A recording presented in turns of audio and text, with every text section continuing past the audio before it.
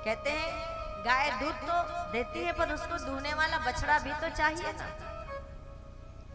गाय दूध तो देती है पर दूहने वाला वैसा, चूसने वाला वैसा बछड़ा चाहिए जिससे दूध निकले। तो उसी प्रकार जो है सबसे बड़ी बात है वो क्या है, श्रवण। क्योंकि एक व्यक्ति जब माँ के गर्भ में होता है, तब एक मानव जब माँ के गर्भ में आता है, तब वो न तो देख सकता है, न बोल सकता है, न वो चल फिर सकता है, कुछ कर सकता है क्या? माँ के गर्भ में आंखें बंद रहती है, आंखें बंद रहती है, वो चल भी नहीं सकता, वो देख भी नहीं सकता, वो बोल भी नहीं सकता। हाँ, लेकिन एक चीज है वो कर सकता है, जो वो क्या है, सुन सकता है। वो सुन सकता है, वो माँ के गर्भ में रह के। तभी तो अभिमन्यु ने क्या कर लिया, तभी तो अभिमन्यु ने अर्जुन के द्वारा सुनाए गए सुभद्रा को चक्रव्यूह भेदन की कथा को गर्भ से ही सुन लिया। और मां सो गई तो बेटा पुत्र भी नहीं सुन पाया, मां सो गई तो पुत्र भी नहीं सुन पाया। अगर मां नहीं सोती और चक्रव्यूह को भेद कर कैसे निकला जाता है, ये कथा अगर सुभद्रा सुन लेती तो अभिमन्यु भी चक्रव्यूह को भेद कर निकलने की विधि को सुन लेता और वो वीर गति को प्राप्त नहीं होता। तो एक चीज है जो गर्भ में भी संभव है, क्या? सुनना, सुन सकना। और एक राजा पृथु हुए जिन्होंने, वो स्वयं भगवान के अवतार, लेकिन उन्होंने स्वयं भगवान से वरदान मांगा कि मुझे मेरे कानों में 10,000 कानों की शक्ति, सुनने की शक्ति प्रदान कर दो। 10,000 कानों की श्रवण शक्ति मेरे अकेले के कानों को प्रदान कर दो। क्यों कहा? एक कान से सुनना पर्याप्त नहीं है, बोले 10,000 कानों में जो श्रवण शक्ति है वो शक्ति मेरे कानों को दे दो। क्योंकि सुनने से ही, और केवल सुनने मात्र से ही नहीं, सुनकर जीवन में पहले क्या है, पहले तो सुनना ही पड़ेगा। पहला क्रम तो सुनने का ही है, पहले सुने, फिर उसका चिंतन हो, उसका मनन हो, उस पर विचार करें। सुनने से ही तो विचार बदलेंगे, विचारों में परिवर्तन आएगा। उसका मनन करें, उसका चिंतन करें, उसके बाद उसे जीवन में अपनाने का प्रयास भी होना चाहिए। तो इसीलिए ये वही कथा है जो कभी परीक्षित को 7 दिन में मोक्ष प्रदान कर देती है। वही कथा आप सुन रहे हैं, है ना? तो केवल हमारे सुनने में अंतर है। ये हमें वो फल क्यों नहीं प्रदान कर सकती? सोचा कभी? लगातार कथा हर साल श्रवण करते आ रहे हैं ना। अभी लॉकडाउन में 2 साल भले ही छूट गया, लेकिन उससे पहले भी तो कथा सुनी हम। फिर क्यों नहीं हमारा कल्याण होता? क्यों नहीं हम मोक्ष को प्राप्त हो जाते? क्यों नहीं हमें भगवान की भक्ति मिल जाती? क्यों नहीं हमारा जीवन सुधर जाता? क्यों नहीं हमारा जीवन संवर जाता? क्यों नहीं हमें भक्ति का रंग लग जाता? सुनना, ऐसे सुने कि वास्तव में जीवन का कल्याण हो जाए। सुनने का अंतर, सुनने में, केवल सुनने में अंतर आ गया है, और सुनकर जीवन में अपनाया भी नहीं जाता। देखिए, जब पानी जब दूध में मिल जाता है ना, तो दूध अपने रंग को पानी को दे देता है। पानी जब दूध में मिल जाता है, तब दूध कहता है कि तुमने मेरे लिए अपना अस्तित्व खो दिया, अपना अस्तित्व छोड़ दिया, तो आओ मैं तुम्हें अपना रंग दे देता हूँ। और पानी भी क्या हो जाता है, दूध के रंग में रंग जाता है, और वो पानी भी दूध के भाव में बिक जाता है। लेकिन कब वो पानी दूध के भाव में कब बिकता है? जब वह अपना अस्तित्व छोड़कर दूध के अस्तित्व को ग्रहण कर लेता है। दूध के अपना रंग छोड़कर जब वह दूध के रंग को ग्रहण कर लेता है, तब वो पानी दूध के भाव में बिक जाता है। लेकिन अगर उसी पानी में, उसी दूध में 1-2-4 बूंद नींबू का रस डाल दे तो क्या होगा? फिर क्या होगा? माताएं सभी जानेंगी। आप दूध फटाती है ना, दूध में अगर नींबू का 2-4 बूंद रस पड़ जाए तो क्या होगा? फट जाएगा, दूध अलग हो जाएगा और पानी अलग हो जाएगा। उसी प्रकार जब व्यक्ति के जीवन में भक्ति आती है और अपना अस्तित्व छोड़कर, अपने अस्तित्व को भुलाकर, अपने आप को, अपने जीवन को, अपने तन को, अपने मन को जब वो परमात्मा में विलीन कर देता है और विलीन करके जब उसके चरणों में वो शरणागत हो जाता है, तो भगवान अपनी भक्ति और अपना स्वरूप उन भक्तों को प्रदान कर दिया करते हैं। और जब काम क्रोध, ये नींबू का रस क्या है? ये काम क्रोध लोभ मोह, यही तो नींबू का रस है। अगर ये खटास जीवन में आ जाए तो भगवान अलग और पानी अलग, दूध अलग, भगवान अलग, भक्त अलग। तो इसी प्रकार से कहते हैं कि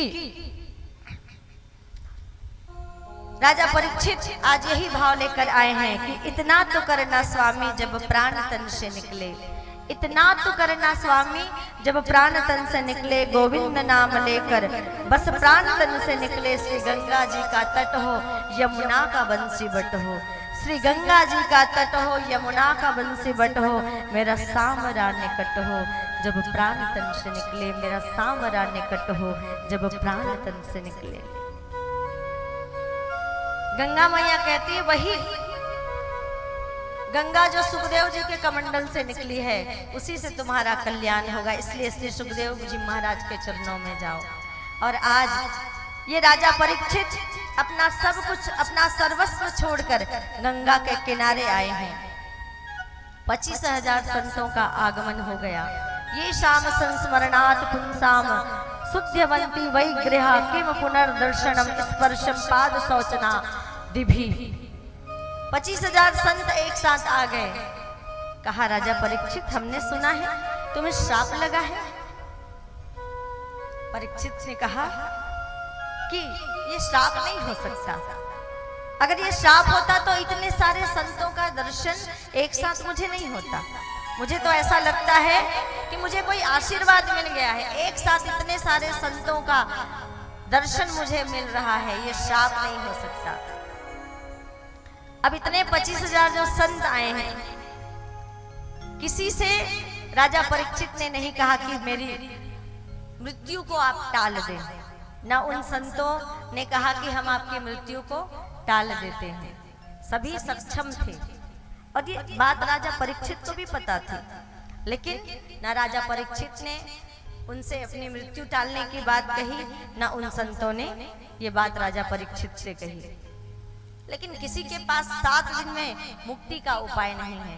और तब श्री सुखदेव जी महाराज का आगमन होता है। बोलिए श्री सुखदेव जी महाराज की जय। और जब श्री सुखदेव जी महाराज आते हैं तो ये शाम संस्मरणात् पुंसाम शुद्धवंती वैग्रहा। आप जैसे सुखदेव जी महाराज को देखा, राजा परीक्षित ने प्रणाम किया और कहने लगे कि आप जैसे संतों के दर्शन मात्र से ही एक गृहस्थ का घर पवित्र हो जाता है, एक गृहस्थ का घर तीर्थ बन जाता है। और उस पर से अगर दर्शन के साथ चरणों के स्पर्श का अवसर मिले, चरणों को स्पर्श करके चरणामृत लेने का अवसर मिले, तो व्यक्ति का जीवन समझ जाता है, उसके जीवन का सारा अमंगल दूर हो जाता है। गुरु की महत्ता ऐसी बताई गई कि अगर जीवन में सच्चे सद्गुरु आ जाए तो व्यक्ति के जीवन का कल्याण हो जाता है। पर गुरु के चरणों के प्रति समर्पण भाव आवश्यक है। और गुरु कैसे होने चाहिए कि गुरु बिना भव निधि तरई न होई, और जो बिरंची शंकर सम होई। गुरु बिना भव निधि तरई न होई, कि गुरु के बिना इस संसार सागर से पार नहीं किया जा सकता। सबसे पहले आवश्यक है कि जीवन में एक सच्चे सद्गुरु का वर्ण कर लिया जाए। और सच्चे सद्गुरु का मिलना भी इतना आसान नहीं है। गुरु आपको बहुत मिलेंगे, लेकिन सच्चे सद्गुरु जो आपको जीवन के महत्व को, जीवन के मूल्य को समझाकर आपके जीवन को भगवान के चरणों की ओर मोड़ दे, जीवन के उद्देश्य को बता दे, ऐसे सच्चे सद्गुरु का मिलना आसान नहीं है। सच्चे सद्गुरु की तलाश में व्यक्ति की जिंदगी निकल जाती है, पर सच्चे सद्गुरु आसानी से मेला नहीं करते। सच्चे सदगुरु कौन?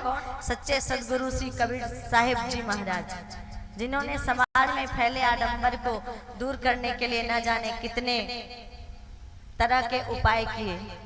समाज में जो अंधविश्वास छाया हुआ था उसको दूर करने का उन्होंने बहुत प्रयास किया अपने ज्ञान के माध्यम से। ऐसे सदगुरु जो अंदर के अंधविश्वास को दूर करें और विश्वास पैदा करे, किसके लिए? भगवान के चरणों के लिए। देखिए, विश्वास और अंधविश्वास दोनों अलग अलग बातें हैं। विश्वास करें पर अंधविश्वास ना करें, कहीं पर भी हो। एकदम आंख मूंद कर हमें भरोसा नहीं कर लेना चाहिए। अपने विवेक का भी हमें इस्तेमाल करना चाहिए और विवेक से सोच समझकर ही हमें कार्य करना चाहिए। परम पूज्य गुरुदेव ने कहा कि व्यक्ति को परंपराओं की तुलना में विवेक को महत्व देना चाहिए। परंपराओं की तुलना में हम विवेक को महत्व दें।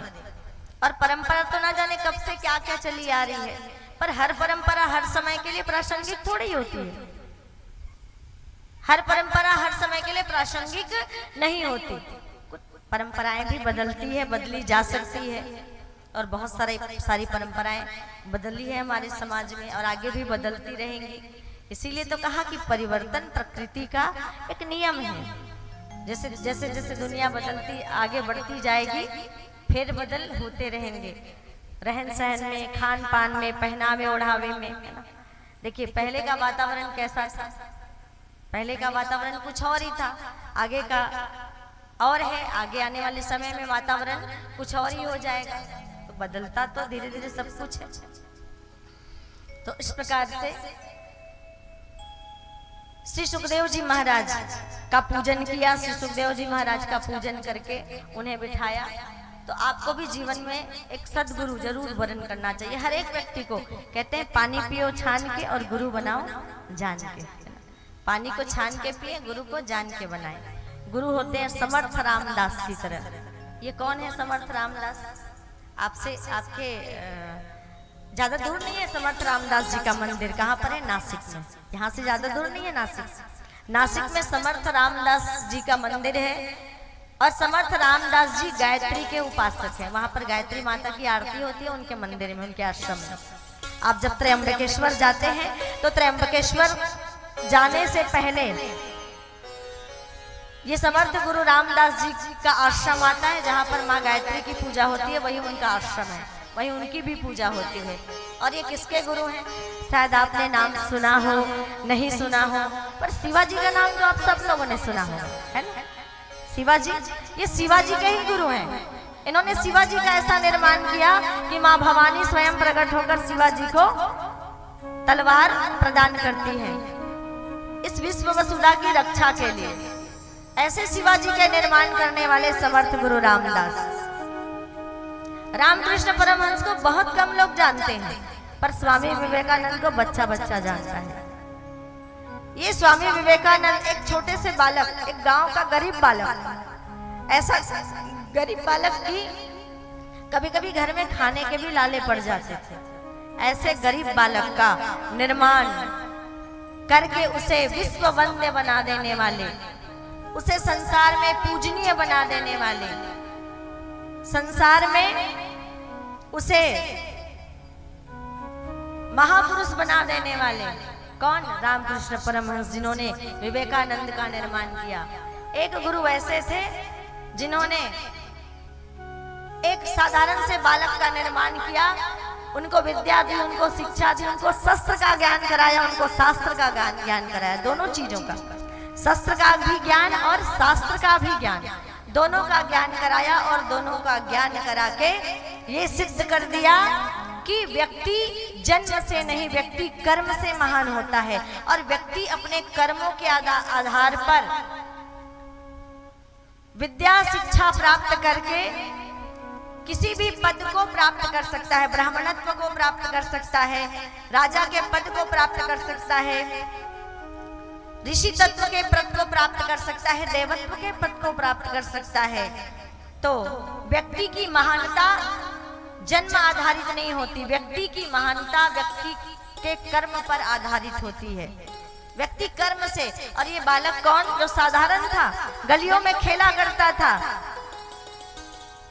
एक गरीब बालक था जिसका निर्माण किया, पढ़ाया लिखाया, ज्ञान दिया, उसके व्यक्तित्व का ऐसा विकास किया और उसके व्यक्तित्व का विकास करके उसे चंद्रगुप्त मौर्य बना दिया। चंद्रगुप्त, ये गुरु कौन थे? चाणक्य। चाणक्य ने चंद्रगुप्त का ऐसा निर्माण किया कि वो राजा बन गए। तो इस प्रकार से गुरु पंडित श्री राम शर्मा जी आचार्य जैसे, जिन्होंने ये नहीं मांगा कि बेटा मुझे धन दे दो, जिन्होंने ये नहीं कहा कि बेटा मेरी कथा करवा लो, है ना, मुझे बुला लो, मुझसे पूजा करवा लो, मुझसे हवन करवा लो। वो गुरु जी कहा करते थे, बेटा अगर तुमसे कोई कहे ना कि तुम्हारे गुरु से बड़े कोई विद्वान है तो मान लेना, अगर कोई तुमसे कहे कि तुम्हारे गुरु से बड़े कोई ज्ञानी है तो भी मान लेना, लेकिन अगर कोई ये कहे कि तुमसे तुम्हारे गुरु से ज्यादा तुम्हें प्रेम करने वाला कोई गुरु है तो ये बात कभी मत मानना। और जो अपने शिष्यों से प्रेम करते हैं वो कभी अपने शिष्यों को डूबने नहीं देते हैं। और उन गुरु ने क्या किया? उन गुरु ने आज देखिए बहुत सारे ऐसे लोग थे जो गायत्री से वंचित थे, जिनको जनेऊ का अधिकार नहीं दिया जाता था, लेकिन सबसे पहले कानपुर में जब एक अधिवेशन हुआ तब पंडित सुंदरलाल शर्मा जी, जो कहाँ जन्म लिए? छत्तीसगढ़ के राजिम में, जिसको छत्तीसगढ़ का प्रयाग माना जाता है, उस छत्तीसगढ़ के राजिम की धरती में जिन पंडित सुंदरलाल शर्मा जी का जन्म हुआ, उन्होंने कानपुर के अधिवेशन में सन 1926 में सतनामी समाज के भाइयों को जनेऊ धारण करवाया, उपनयन संस्कार किया उनको, और सामाजिक समरसता का, एकता का, समता का, सुचिता का उन्होंने संदेश समाज को दिया और ये बताया कि ये भगवान की बनाई दुनिया है और भगवान की बनाई दुनिया में ना कोई छोटा ना कोई बड़ा, सब क्या है? सभी हम सब भगवान के बच्चे हैं। ऐसे गुरु हुआ करते हैं। पंडित मदन मोहन मालवीय ने अपने हिंदू विश्वविद्यालय में, कांगड़ी हिंदू विश्वविद्यालय में सबको प्रवेश दिलाया, सबको विद्याध्ययन का अधिकार दिया। यहाँ तक कहा जाता है, अभी तक कहा जा रहा है, अभी तक ये बोला जाता है कि कन्याओं को, स्त्रियों को वेदों का अधिकार नहीं है, स्त्रियां प्रवचन नहीं कर सकती, अभी तक कहा जाता है। लेकिन मेरे भाइयों बहनों, आज से कई वर्ष पहले मदन मोहन मालवीय ने मध्यकाल के पतन के बाद सभी स्त्रियों को, कन्याओं को, एक कुमारी नाम की कन्या थी जिसको सर्वप्रथम उस विश्वविद्यालय में जहां पर शास्त्रों का, वेदों का अध्ययन होता था, वहां पर उन्होंने प्रवेश दिलाया। और इतिहास की बात तो आप जान ही रहे हैं, 4 वेद जानते हैं ना? 4 वेद में सबसे प्राचीन वेद ऋग्वेद, सबसे प्राचीन, सबसे पुराना प्राचीन वेद, ये 1500 से 1000 ईस्वी ईसा पूर्व में लिखा गया। ईसा पूर्व इसलिए कहा जाता है, 1500 से शुरू हुआ और घटते क्रम में गया, और ज्यादा से शुरू होके जो घटते क्रम में जाता है उसको ईसा पूर्व कहते हैं। 1500 ईस्वी में ईसा पूर्व में शुरू हुआ और 1000 ईसा पूर्व तक ये ऋग्वेद की रचना हुई, और उसके बाद घटते गया। 1000 के बाद 500, 500 के बाद 400, 300, 200, 100, उसके बाद शून्य में आ गया। अब लोगों ने समझा कि भाई जब ऊपर से शुरू करेंगे और नीचे की ओर जाएंगे तो वो तो समाप्त हो गया। तब ईस्वी पूर्वक शुरू हुआ, उसके बाद 1500 से फिर 2000, अभी क्या चल रहा है? 2022। इससे पहले क्या था? 21, अभी 22 है, और 22 के बाद क्या आएगा? 23। जो 22 के बाद 23 आएगा इसको ईस्वी पूर्व कहा जाता है। तो 1500 से 1000 ईस्वी ईसा पूर्व में, जिसको ऋग्वैदिक काल कहा जाता है। और इस ऋग्वैदिक काल में जो सबसे सनातन है, जो सबसे प्राचीन है, उसमें आप देखेंगे कि वेदों को लिखने वाली 5 महिलाएं, लोपामुद्रा जो अगस्त मुनि जी महाराज की पत्नी है, अपाला, घोषा, काक्षीवती, सूर्या, सावित्री, ऐसी 5 महिलाएं हैं जिन्होंने वेदों को लिखा। और उसके बाद जो है और बहुत सारे। आप ऋग्वेद के 10वें मंडल में जाइए, 10वें मंडल का 51, 108, 97, 98, 99 जितने आप सूक्तों को देखेंगे, उन सभी सूक्तों की उन सभी ऋचाओं को लिखने वाली कौन है? उन सभी ऋचाओं को लिखने वाली स्त्रियां हैं, माताएं हैं, गार्गी, मैत्रेयी। और कई लोग ऐसा कहते हैं कि भाई स्त्रियों को वक्ता के, चलो वेदों को तो लिख दिया, अब वेदों की बात जो वेदों में लिखा हुआ है उसको तो हटा नहीं सकते ना, उसको झुटलाया जा सकता है क्या? बताइए। वेदों में लिखी बातों को झुटलाया जा सकता है कि बड़ी बड़ी एक से बढ़कर एक ऋषिकाएं हुई है, 100 से भी ज्यादा ऋषिकाओं का नाम आता है, कई सूक्तों का वर्णन आता है। इड़ा जो याज्ञवल्लभ की पुत्री थी, उसको यज्ञ काशिनी कहा जाता था। कहते हैं कि वेद मंत्रों को स्त्रियां नहीं बोल सकती। आज आपको बता दें, महिलाएं ध्यान से सुनिएगा, आपके अधिकार के बारे में अगर आपको कोई कहे, आपके लिए कहा जाता रहता है कि स्त्रियों ये नहीं कर सकती, स्त्रियां वो नहीं कर सकती, और सबसे बड़ी बात वहीं पर स्त्रियां बैठकर उनके लिए ताली बजाया करती हैं। बताइए, वहीं पर स्त्रियां बैठी रहती है, हमारे बहनी मन बैठे रहते, उकरे बुराई करत रहते, है ना, और वही मन ताली बजाते रहते, कौहैया मन भर। बताओ, ऐसे होना चाहिए का? तो वेदों की बातों को झुटलाया नहीं जा सकता। और दूसरा, अगर कहे कि स्त्रियां वक्ता नहीं हो सकती, तो मैत्रेयी, गार्गी को ऐसी कई, भारती देवी जो मंडन मिश्र की पत्नी थी, जिन्होंने शंकराचार्य, जगत गुरु शंकराचार्य को शास्त्रार्थ में परास्त किया था, पराजित किया था। और याज्ञवल्क्य स्वयं अपनी पत्नी से जब परास्त हो गए, तब क्रोधित होकर कहे, अत्यधिक मत प्रश्न करो अन्यथा तुम्हारा अपकार होगा। अपनी ही पत्नी से कहा परास्त होकर, अत्यधिक प्रश्न मत करो मैत्रेयी, अन्यथा तुम्हारा अपकार हो जाएगा।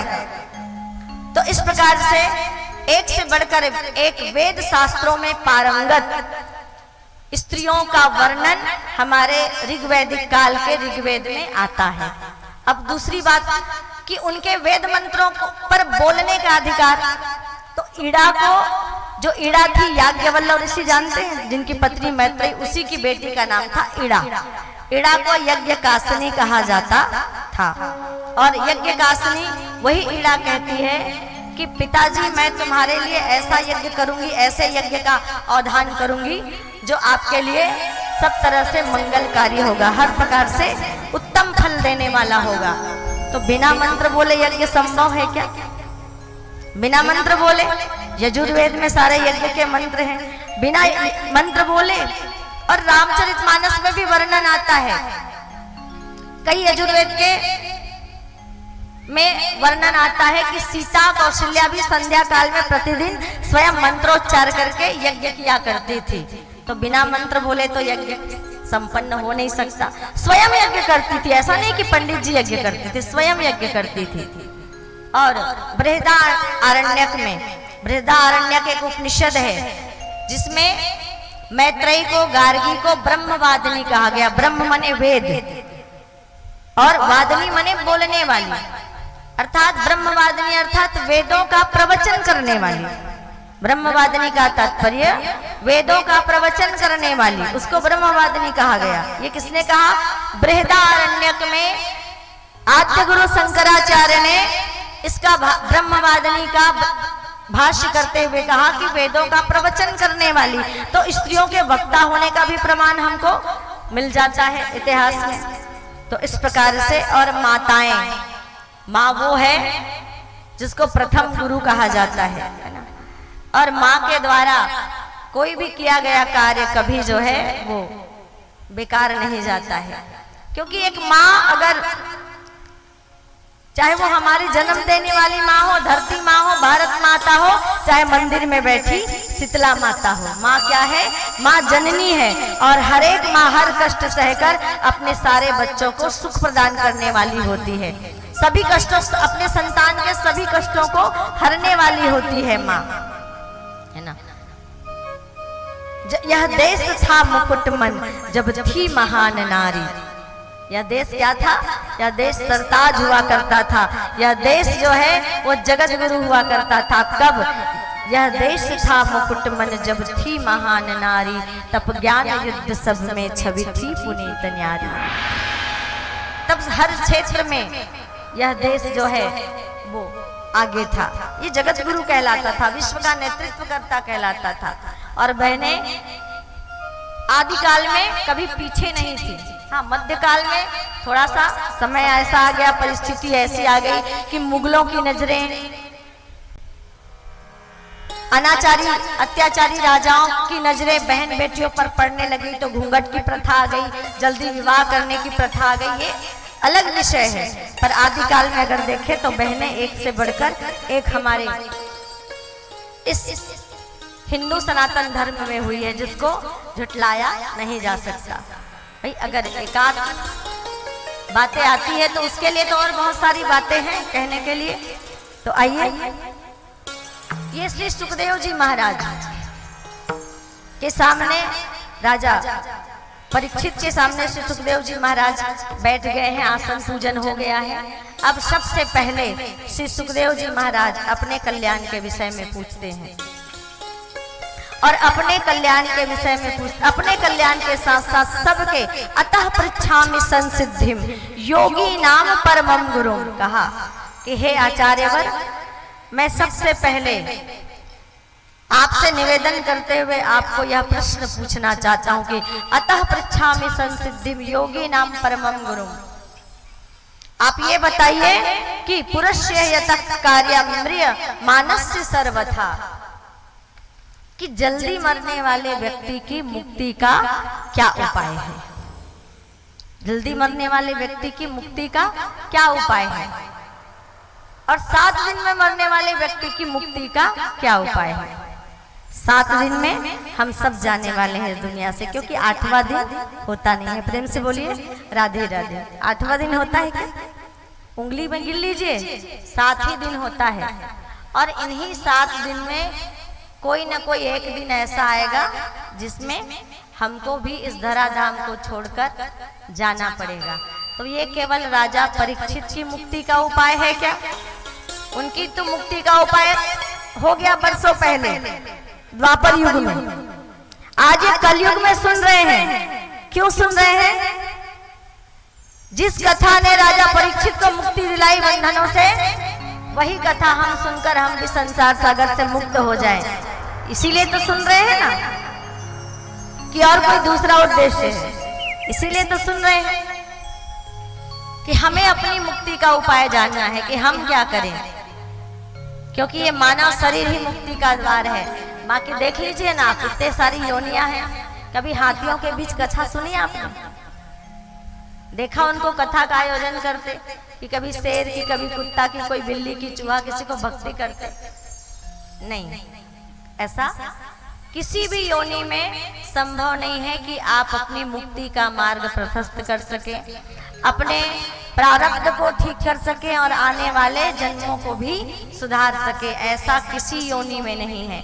वो केवल भोग की योनि है, जिसमें केवल भोगों को भोगा जा सकता है।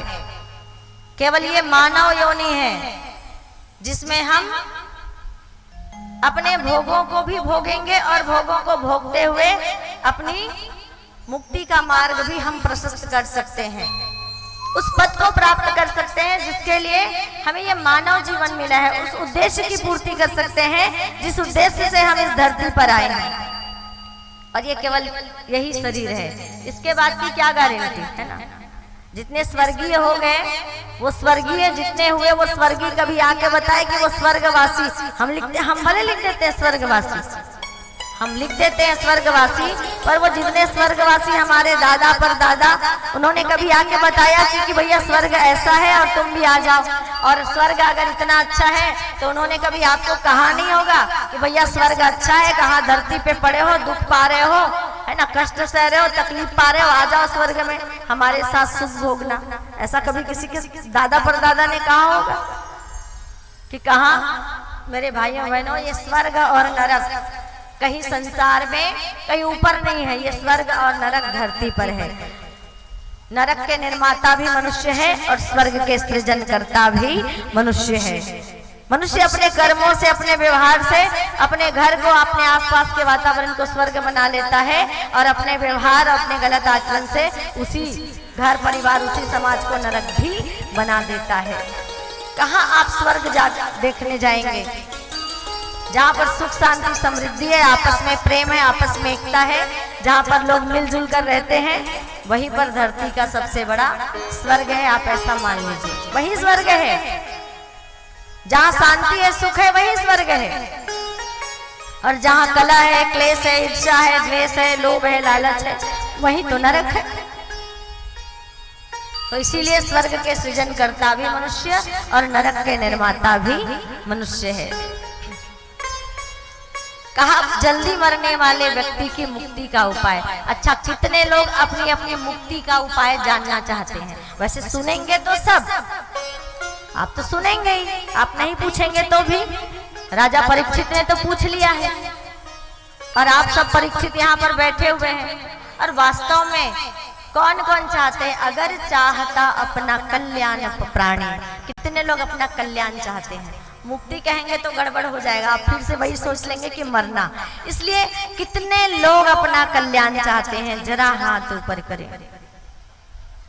बस 2-4 लोग, बाकी लोग वही कभी फिर छिपचिली बन के आना है, कभी फिर चींटी बन के आना है, वही। चलिए कुछ लोग तो मुक्ति का उपाय बताते हुए कहते हैं, तस्मात् भारत सर्वात्मा भगवान ईश्वरो हरि श्रोतव्य कीर्ति स्मर्त चेक्षाता भयम।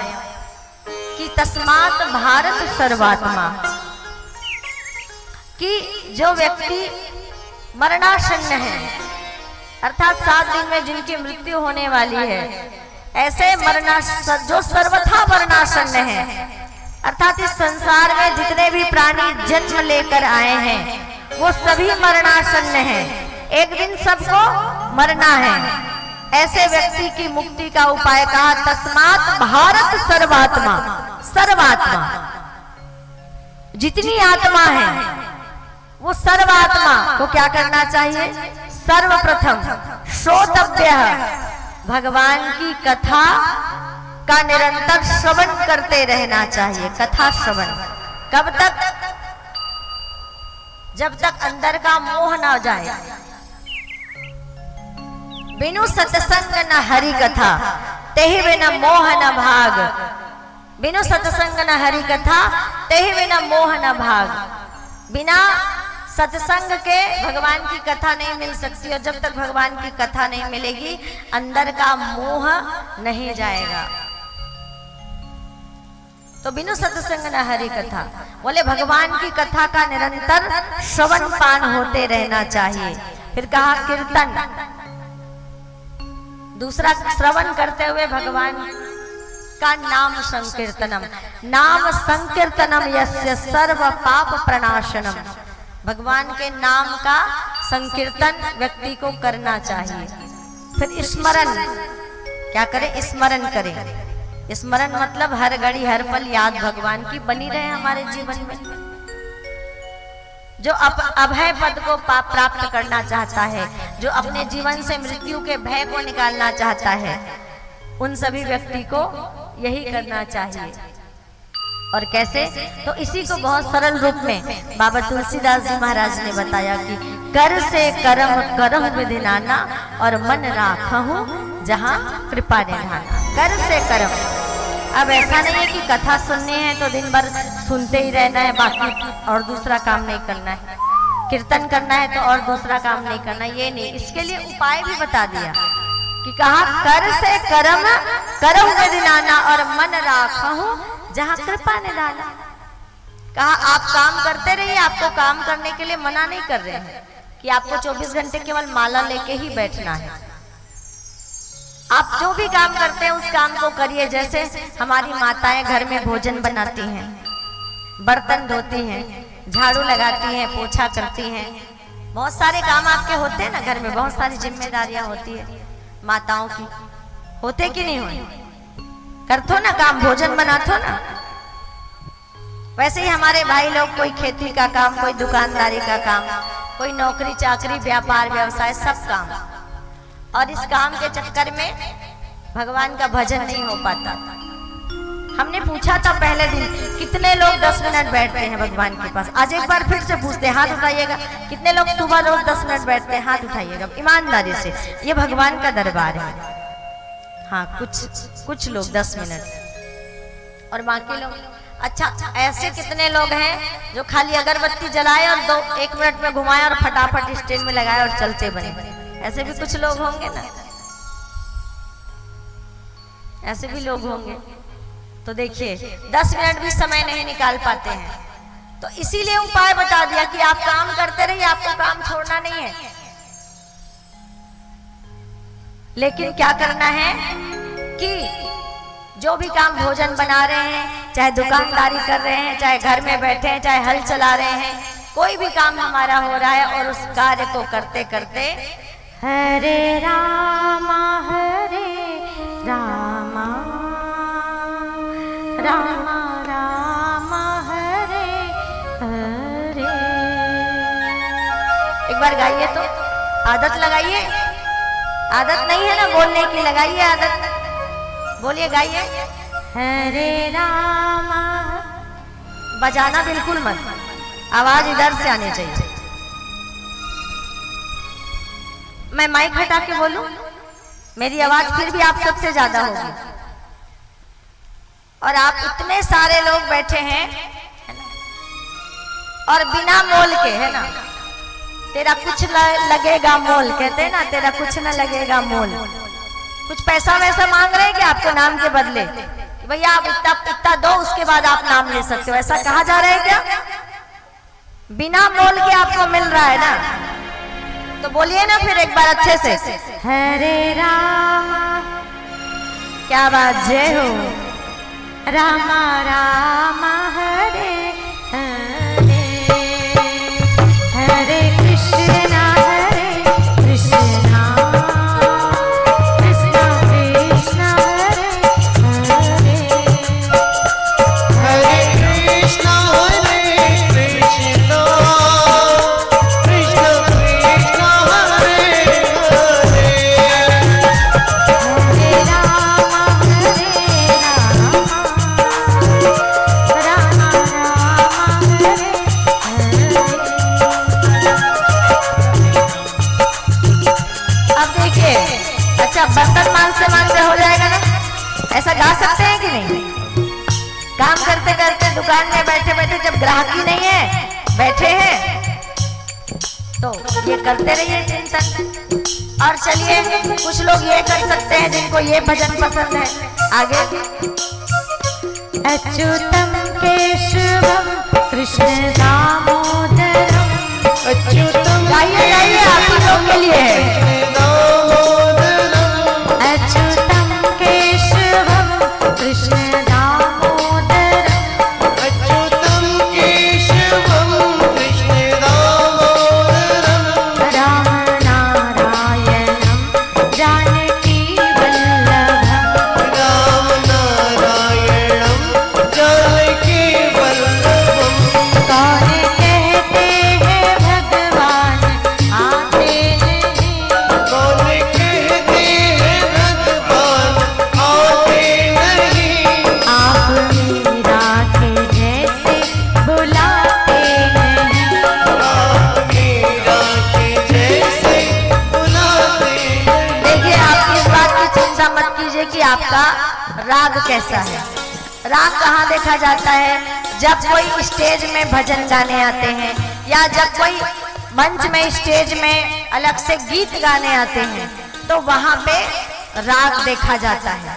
कोई गीत गाने आए हैं तो राग जरूरी है, कोई अलग से भजन गाने आए हैं तो भी राग जरूरी है। लेकिन अगर भक्ति में डूबना है तो क्या, राग की नहीं, भक्ति में। अरे मीरा जब गाती थी ना मंदिर में, मीरा जब मंदिर में अपना तमूरा लेके गाती थी, तब लोग कहते थे अरे इसका तो राग ही नहीं है और ये बिना सुर के गाती है।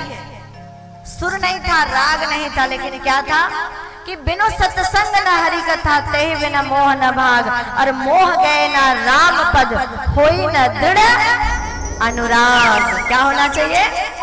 आप जब कीर्तन करें, भजन स्टेज में कोई गायक आके गाए तो राग देखना पड़ेगा, लेकिन अगर कोई भक्त भगवान के दरबार में बैठे तो राग की कोई आवश्यकता नहीं है, वहां पर राग नहीं अनुराग देखा जाता है। इसलिए प्रेम से गाइए, इसलिए प्रेम से अच्युतम केशवम कृष्ण दामोदरम, अच्युतम केशवम कृष्ण दामोदरम, राम नारायणम जानकी वल्लभम, राम नारायणम जानकी वल्लभम। अच्छा, ऐसे कितनी माताएं हैं जो भोजन बनाते बनाते कोई अपना अच्छा सा मनपसंद गाना गुनगुनाती है फिल्मों का। हरे कृष्णा कितने लोग हाँ, एक दूसरे की तरफ देख के मुस्कुरा रहे हैं, हम गाते हैं। हम मना नहीं करेंगे कि मत गाइए, ऐसा नहीं कहेंगे। ऐसे हमारे भाई लोग भी होंगे, कई लोग अपने मनपसंद गीतों को गुनगुनाने वाले। तो जब काम करते करते हम अपने मनपसंद गीतों को गुनगुना सकते हैं, तो काम करते करते जिससे हमारे जीवन का कल्याण होने वाला है, जो हमारे जीवन को संवार कर हमारे मृत्यु को सुधारने वाला है, क्या ऐसा काम कर लेना चाहिए कि नहीं कर लेना चाहिए? कर लेना चाहिए, क्योंकि अंत काले जमा में वह स्मरण मुक्तवा कलेवरम, गीता के 8वें अध्याय के 5वें श्लोक में कहा कि अंत काले जमा में विस्मरण मुक्तवा कलेवरम यह प्रयाति समद भावः नास यत्र संशयः, कि अंतिम समय में भगवान स्वयं कह रहे हैं मामेव, जो मेरा स्मरण करते हुए अपने प्राणों को त्यागेगा, यह प्रयाति समद भावः नास यत्र संशयः, इस बात में कोई संशय नहीं है, कोई शंका नहीं इस बात में कि वह मुझे ही प्राप्त करेगा। पर अंत समय में नाम आएगा कैसे? अंत समय में नाम आएगा कैसे? जीवन भर तो हम कुछ और ही गुनगुनाते रहे, जीवन भर कुछ और गुनगुनाते रहे, तो नाम कैसे आएगा?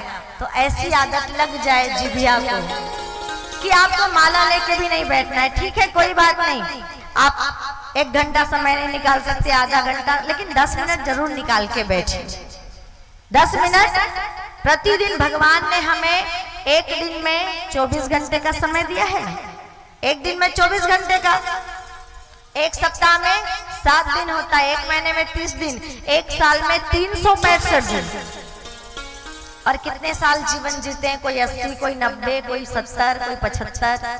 इतना जीवन आम गांव दुकान में मिलते का? दीदी मन बताओ तो, ये भाई 70 साल हो गया, अब मरने वाले हैं तो 5 साल और खरीद के ले आते हैं, 5 साल किसी दुकान से खरीद के ले आते हैं। ऐसा किसी को मिलता है कहीं किसी दुकान में? ये जीवन किसने दिया? जीवन किसने दिया? निश्चित माता पिता के माध्यम से हम इस धरती पर आए, लेकिन हमें जीवन किसने दिया?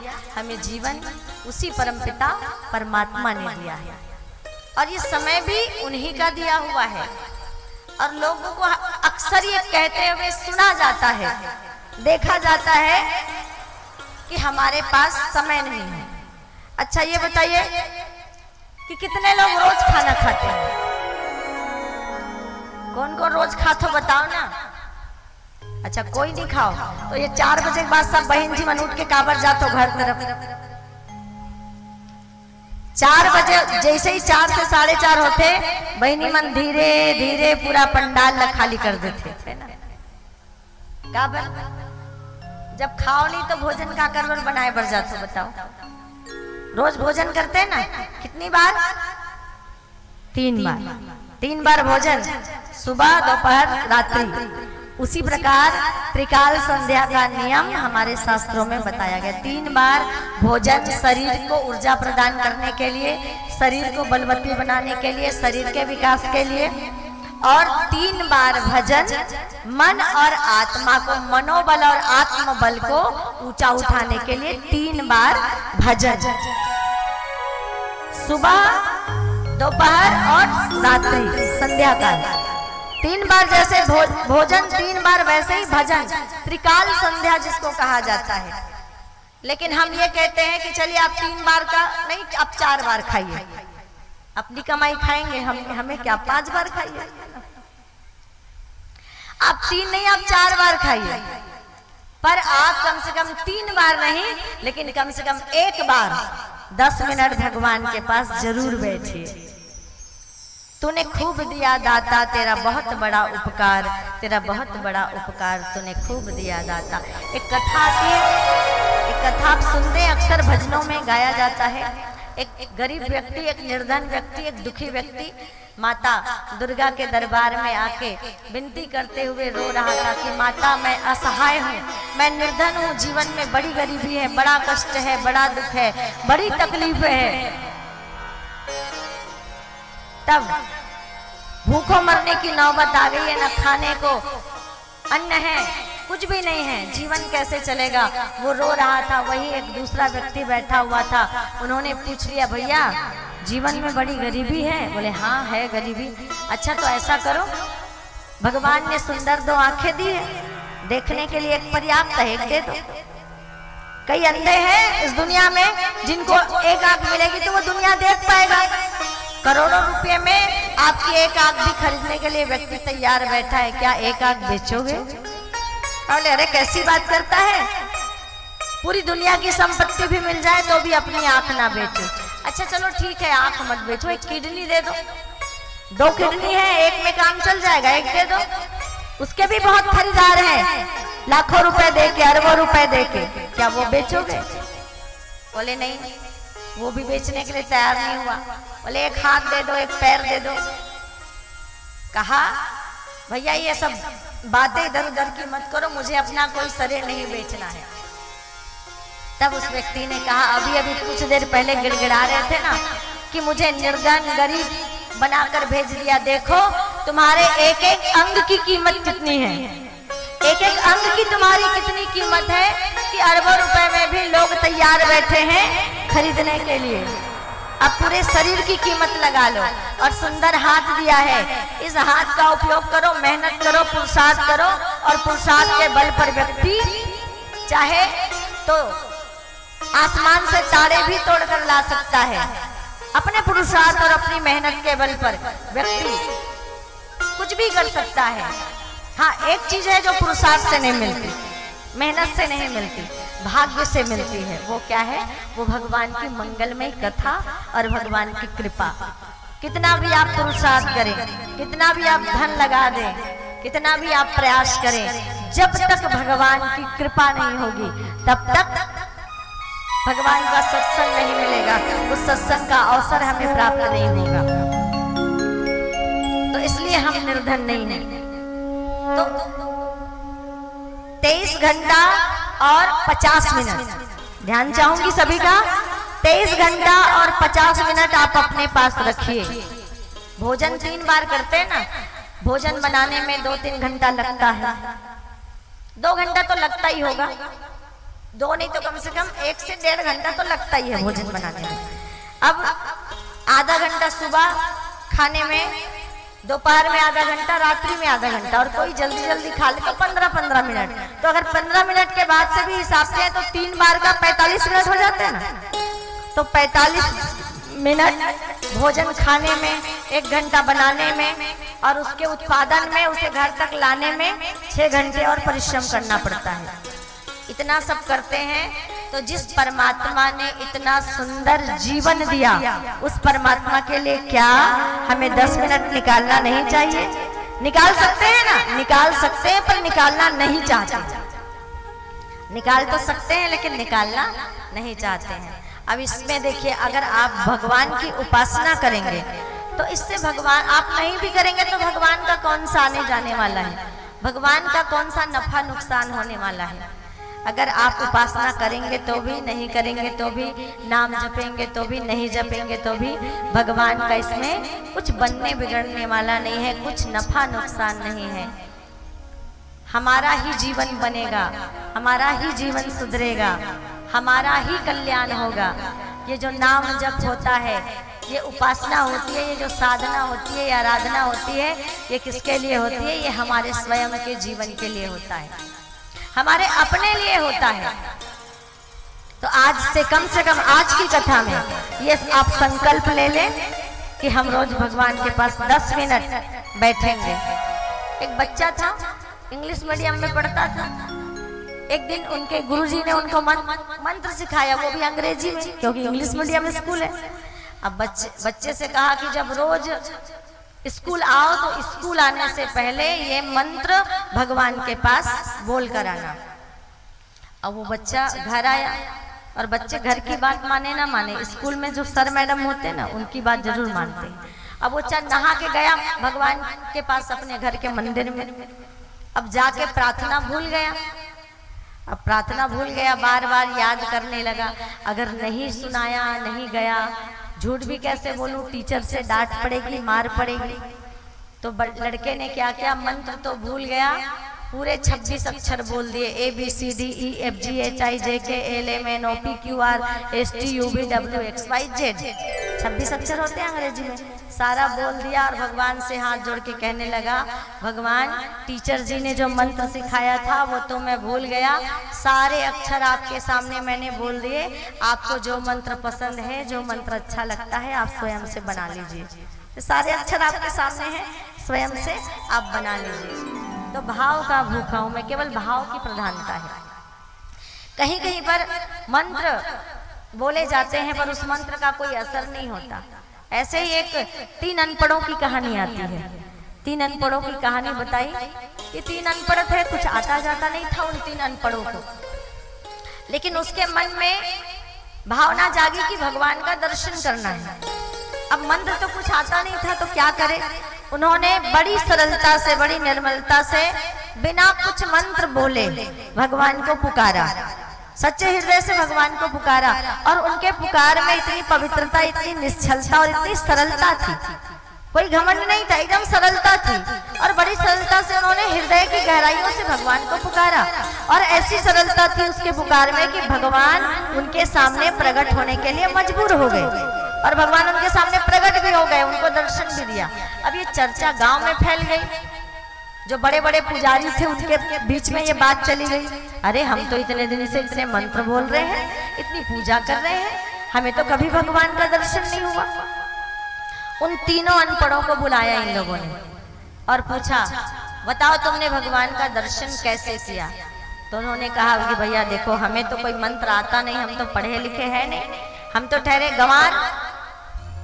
तो पुकारा कैसे, बोले हमने केवल प्रार्थना की भगवान से और निवेदन किया कि हम आपका दर्शन चाहते हैं, और हमारी पुकार सुनकर भगवान हमारे समक्ष प्रकट हो गए। तो उन लोगों ने कहा कि देखो, भगवान को ऐसे नहीं पुकारा जाता, भगवान को पुकारने का कुछ नियम है। और उन्होंने 10 नियम लिखवा दिए। अब ये पढ़े लिखे तो है नहीं, दूसरे वो बोलते गए, दूसरा लिखता गया, इनके हाथ में दे दिए।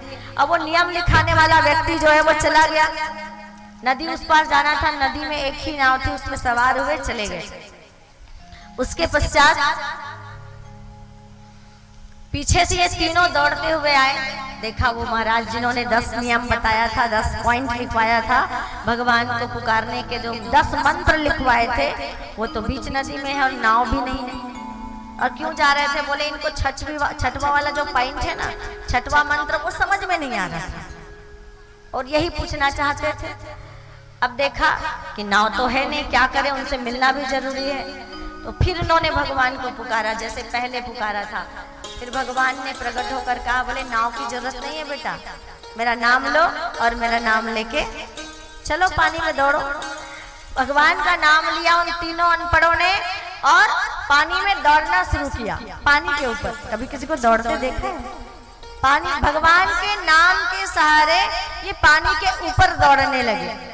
दौड़ते दौड़ते गए, कहा महाराज आपने जो 6वां पॉइंट लिखा था वो क्या है, हमें समझ में नहीं आ रहा है, बताएं कैसे पुकारना है भगवान। अब उन्होंने सर से पांव तक देखा, अरे, बोले तुम पानी में कैसे खड़े हो? बोले इसमें कौन सी बड़ी बात है, एक नाव थी किनारे पर, आप लेके आ गए, हमें आपसे मिलना था, हमने भगवान से कहा हमारे लिए दूसरी नाव की व्यवस्था कर दे। तो भगवान ने कहा मेरा नाम लेके पानी में चल पड़ो, और हमने भगवान का नाम लिया और हम पानी में दौड़ते हुए आ गए भगवान की कृपा से। उनके पैर पकड़ लिए उन तीनों अनपढ़ों के उस महाराज ने और कहा भैया ये छठवां पॉइंट छोड़ो, ये बताओ तुमने कैसे भगवान को पुकारा, किस विधि से भगवान को पुकारा। तो कभी कभी ऐसा होता है कि मंत्र, हमारे बड़े से बड़े मंत्र जो है वो शब्द मात्र बनकर रह जाते हैं। अगर हृदय में भावना नहीं, अगर हृदय में श्रद्धा नहीं है तो वो मंत्र शब्द बनकर रह जाते हैं। और हृदय में अगर सच्ची भावना है तो हमारे शब्द भी मंत्र बन जाया करते हैं, हमारे साधारण से शब्द भी मंत्र बन जाते हैं। तो ऐसे ही हृदय की निर्मलता और गहराई से क्या करना है कि काम करते करते आप कुछ भी काम करते रहें, भोजन बनाते बनाते, झाड़ू लगाते लगाते, बर्तन मांजते, कि खेती करते, हल चलाते, दुकानदारी करते, भगवान के नाम का स्मरण, क्योंकि काल व्याल मुख ग्रास त्रास निर्नाश हेतवे, ये काल रूपी अजगर तो कभी भी हमें निगल सकता है। आज नहीं तो कल और कल नहीं तो परसों और परसों नहीं तो बरसों, कभी न कभी तो हम भी इस दुनिया से जाने वाले हैं। और ना जाने कब कौन किस घड़ी, है ना। तो और क्या कहा, अंत काले, जीवन भर हमने चाहे जैसा भी कर्म किया, यम यम वापि स्मरण भाव त्यज्यन्ते कलेवरम। नीचे के श्लोक में गीता में भगवान कह रहे हैं यम यम वापि स्मरण भाव त्यज्यन्ते कलेवरम। जो जिस भाव से भावित होता हुआ अपने शरीर को त्यागेगा, वह उसी भाव से भावित होता हुआ उसी शरीर को प्राप्त करेगा।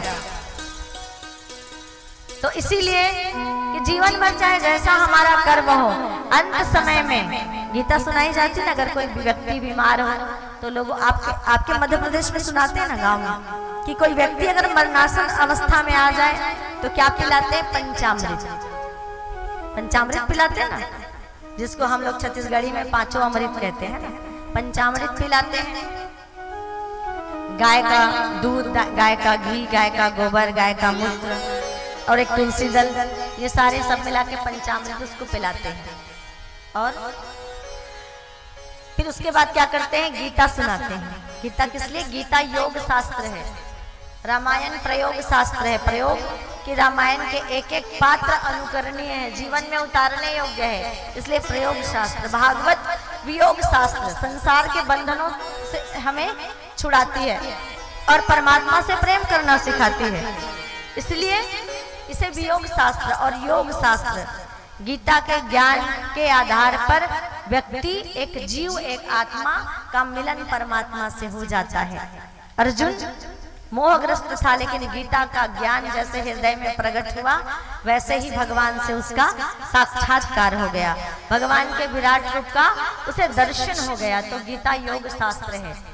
तो अंतिम समय में गीता इसीलिए सुनाई जाती है कि गीता के ज्ञान को सुनकर जो व्यक्ति मरणासन्न है, कम से कम उसके होठों पर भगवान का नाम आए, गोविंद का नाम आए, उसके स्मरण में भगवान आए, उसकी स्मृति में भगवान आए और उसकी मृत्यु सुधर जाए। मृत्यु का सुधरना किसे कहते हैं, कि अंत समय में होठों में भगवान का नाम आए तो आप जन्म और मृत्यु के चक्कर से छूटकर सीधे परमात्मा को प्राप्त हो जाएंगे। ये मृत्यु का सुधरना कहलाता है। पर इसीलिए अब हमने तो कभी बोला नहीं नाम भगवान का, कभी भजन गाया नहीं, कभी कीर्तन किया नहीं, तो अचानक तो कोई बिना अभ्यास के कहते हैं रसरी आवत जात के सिल पर परत निशान, और करत करत अभ्यास के जड़मति होत सुजान। आइए एक भजन श्रवण करें, फिर आगे की कथा में हम प्रवेश करेंगे।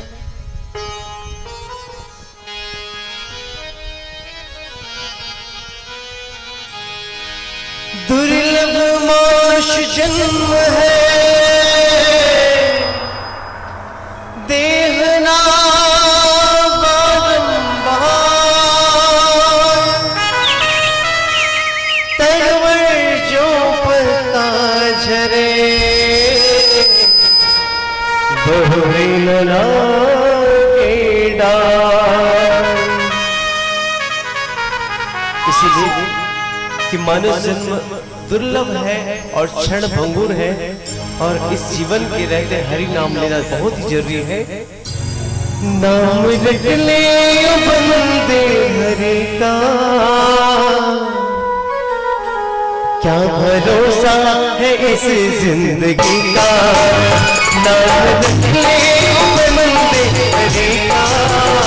क्या भरोसा है इस जिंदगी का, नाम निकले बंदे हरि का। क्या भरोसा है इस जिंदगी का, क्या भरोसा है इस जिंदगी का, क्या भरोसा है इस जिंदगी का, क्या भरोसा है इस जिंदगी का, क्या भरोसा है इस जिंदगी का। नाम निकले नाम निकले नाम निकले तो बंदे हरि का, नाम निकले तो बंदे हरि का। क्या भरोसा है इस जिंदगी का, क्या भरोसा है इस जिंदगी का। बिहारी लाल की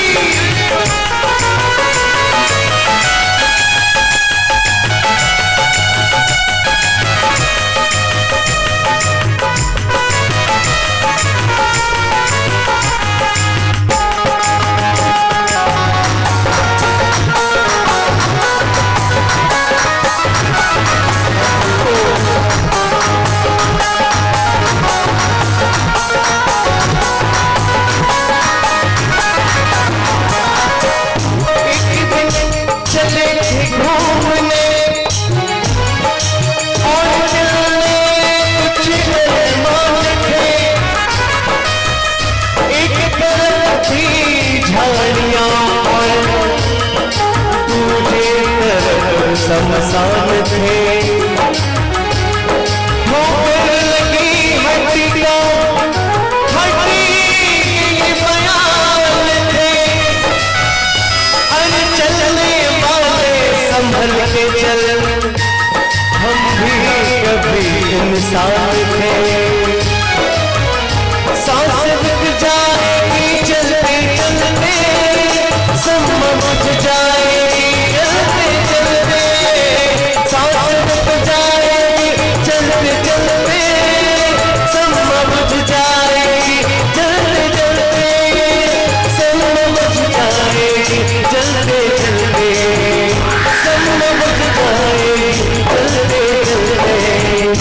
नाम बह जाएगा आदमी का, नाम बह जाएगा आदमी का। साथ तेरी नहीं है किसी का, क्या भरोसा है इस जिंदगी का। साथ तेरी नहीं है किसी का।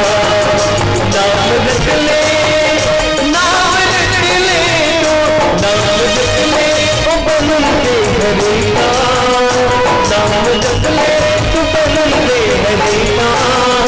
साथ तेरी नहीं है किसी का, क्या भरोसा है इस जिंदगी का।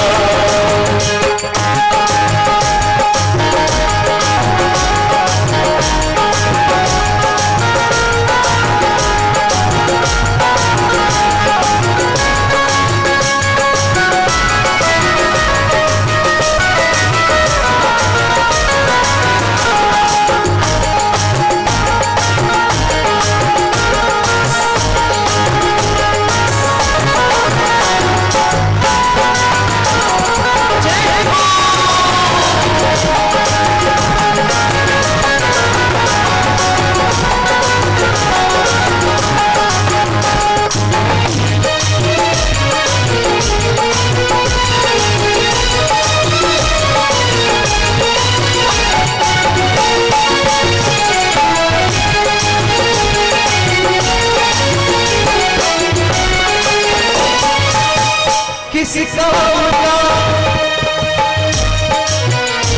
ऊंचा महल बनाएगा, मोटे कारों का झुंड तेरे किस काम आएगा। लाखों का धन तारे साथ ना तेरे चल पाएगा। हर जैसा यहाँ पे आया है वैसा ही हो जाएगा।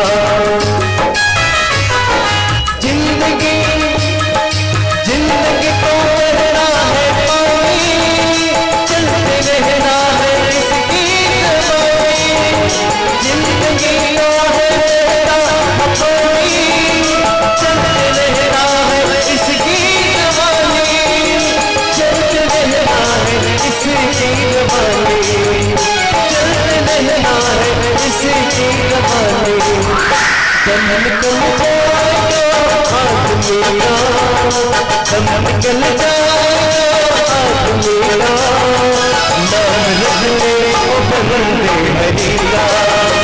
दम निकल जाए हाथ मेरा, नाम रख ले ओ बंदे हरि का, नाम रख ले ओ बंदे हरि का, नाम रख ले ओ बंदे हरि का, नाम रख ले ओ बंदे हरि का, नाम रख ले ओ बंदे हरि का, नाम रख ले ओ बंदे हरि का, नाम रख ले ओ बंदे हरि का।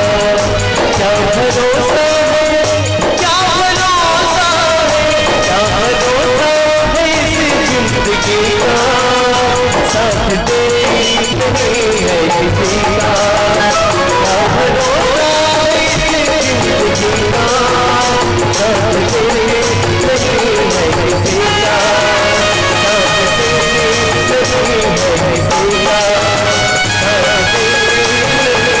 किसी का, साथ दे नहीं है किसी का, साथ दे नहीं है किसी का, क्या भरोसा है इस जिंदगी का, नाम रख ले ओ बंदे हरि का।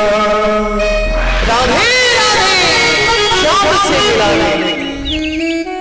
और इसीलिए भगवान ने गीता में कहा कि हे अर्जुन, तस्मात् सर्वेषु कालेषु माम अनुस्मर युद्ध च, कि सभी कालों में तू मेरा स्मरण कर। और थोड़ी सी आवाज बढ़ जाएगी तो बढ़ा दे।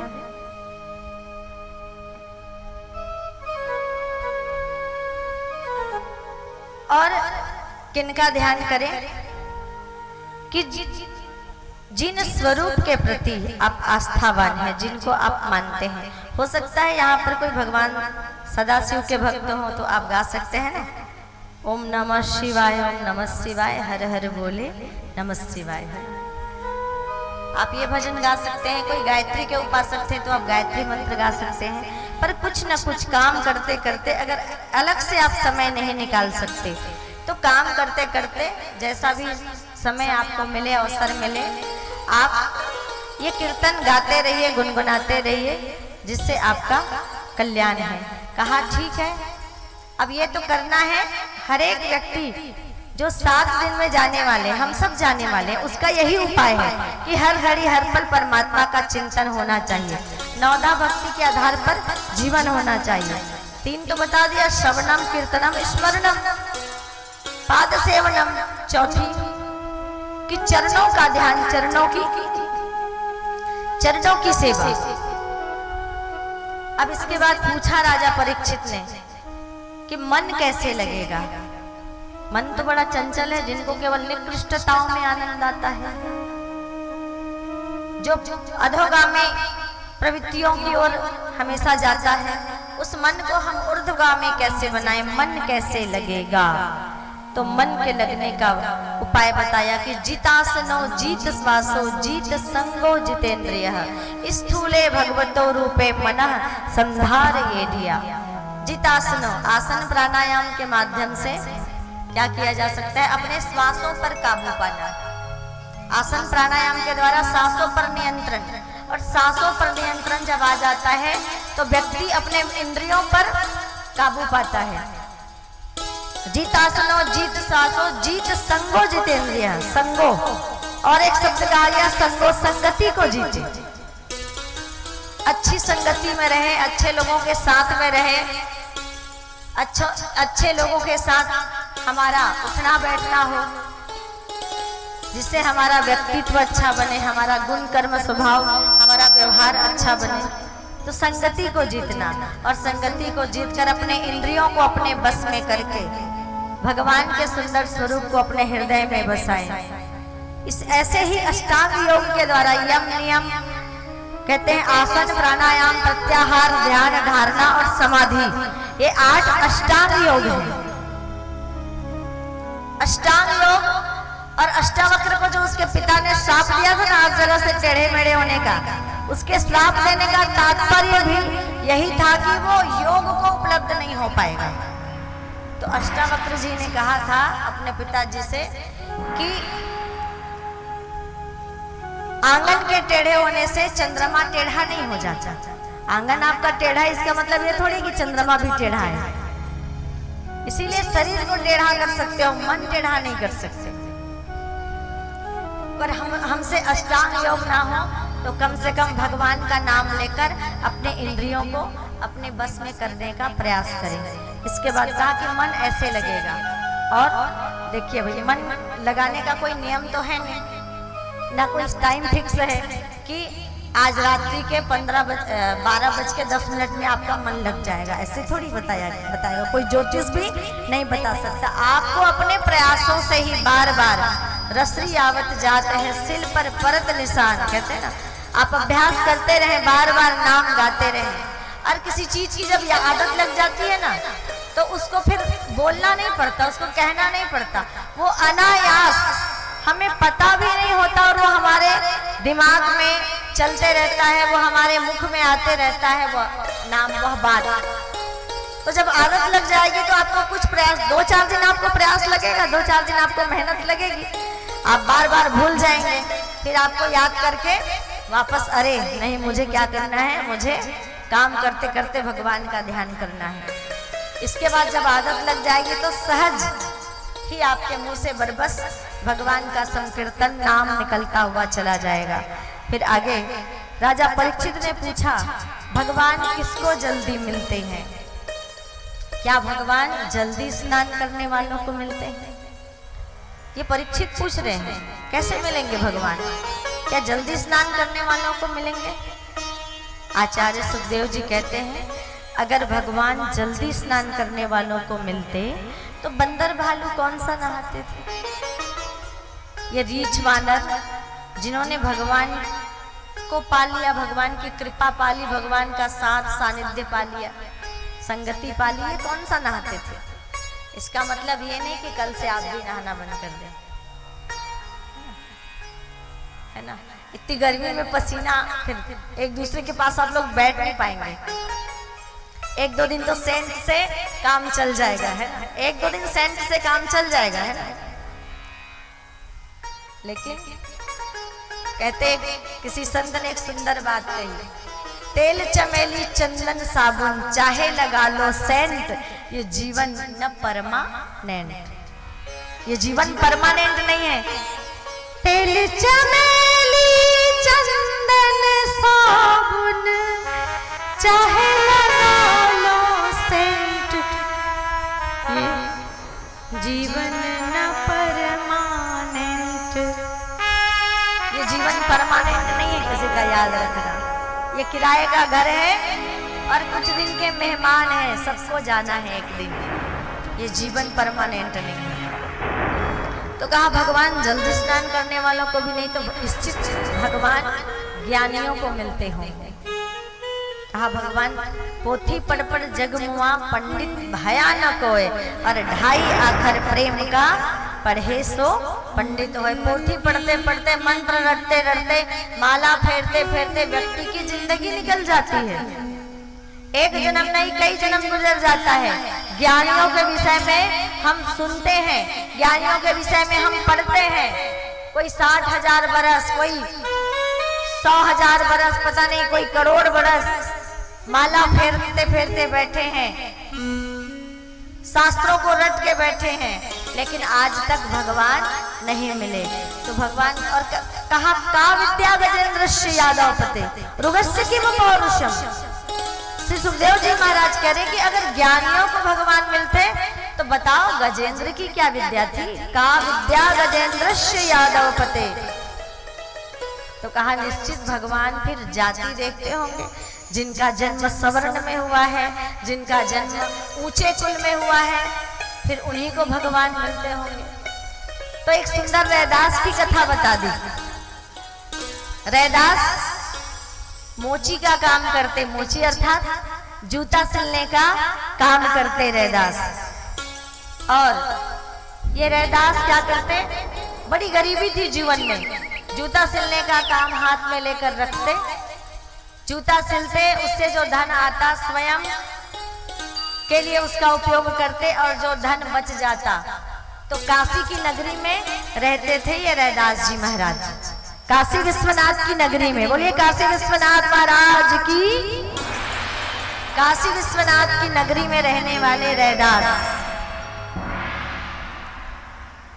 संत आते काशी की नगरी में काशी विश्वनाथ जी का दर्शन करने, तो उन संतों की ये सेवा करते। तो संतों की सेवा कैसे होती, जो भी धन बच जाता उस धन को देकर उसकी सेवा होती उसके द्वारा। अब छोटी जाति के थे इसलिए सूखा राशन उपलब्ध करा देते और कई अन्य प्रकार से अपनी सेवाएं पहुंचाते। एक दिन भगवान ने सोचा ये रैदास बड़ी मेहनत करता है, खुद अपने पेट काट काट के पैसे बचाता है और संतों की सेवा करता है, क्यों ना मैं इसके घर जाऊं और इसके कष्ट को दूर करूं, इसकी गरीबी को दूर करूं। एक दिन भगवान साधु का वेश बनाए और साधु का वेश बनाकर इस रैदास के घर में आ गए, और रैदास के घर में आके रैदास को एक पारसमणि देते हुए कहा कि रैदास ये लो पारसमणि, इतना मेहनत करते हो, 2-4 जूते सिल पाते हो, तुम्हारे खुद के लिए भोजन पूरा नहीं पड़ता, ऊपर से तुम संतों की सेवा करते हो। ये मेरे पास पारसमणि है और मेरे तो कुछ काम की है नहीं, मैं तो ठहरा संत साधु, और इसका मैं कुछ क्या करूंगा, इससे अच्छा ये लो, इससे तुम्हारा जीवन भी अच्छा चलेगा और संतों की भी खूब सेवा कर पाओगे। कहा देखो महाराज क्षमा चाहता हूँ, मुझे किसी पारसमणि की आवश्यकता नहीं है, जितना मैं कमाता हूँ मेरे लिए पर्याप्त है और जितनी मेरी कमाई से बचता है उससे मैं सेवा कर लेता हूँ, इसलिए पारसमणि आप अपने पास ही रखें।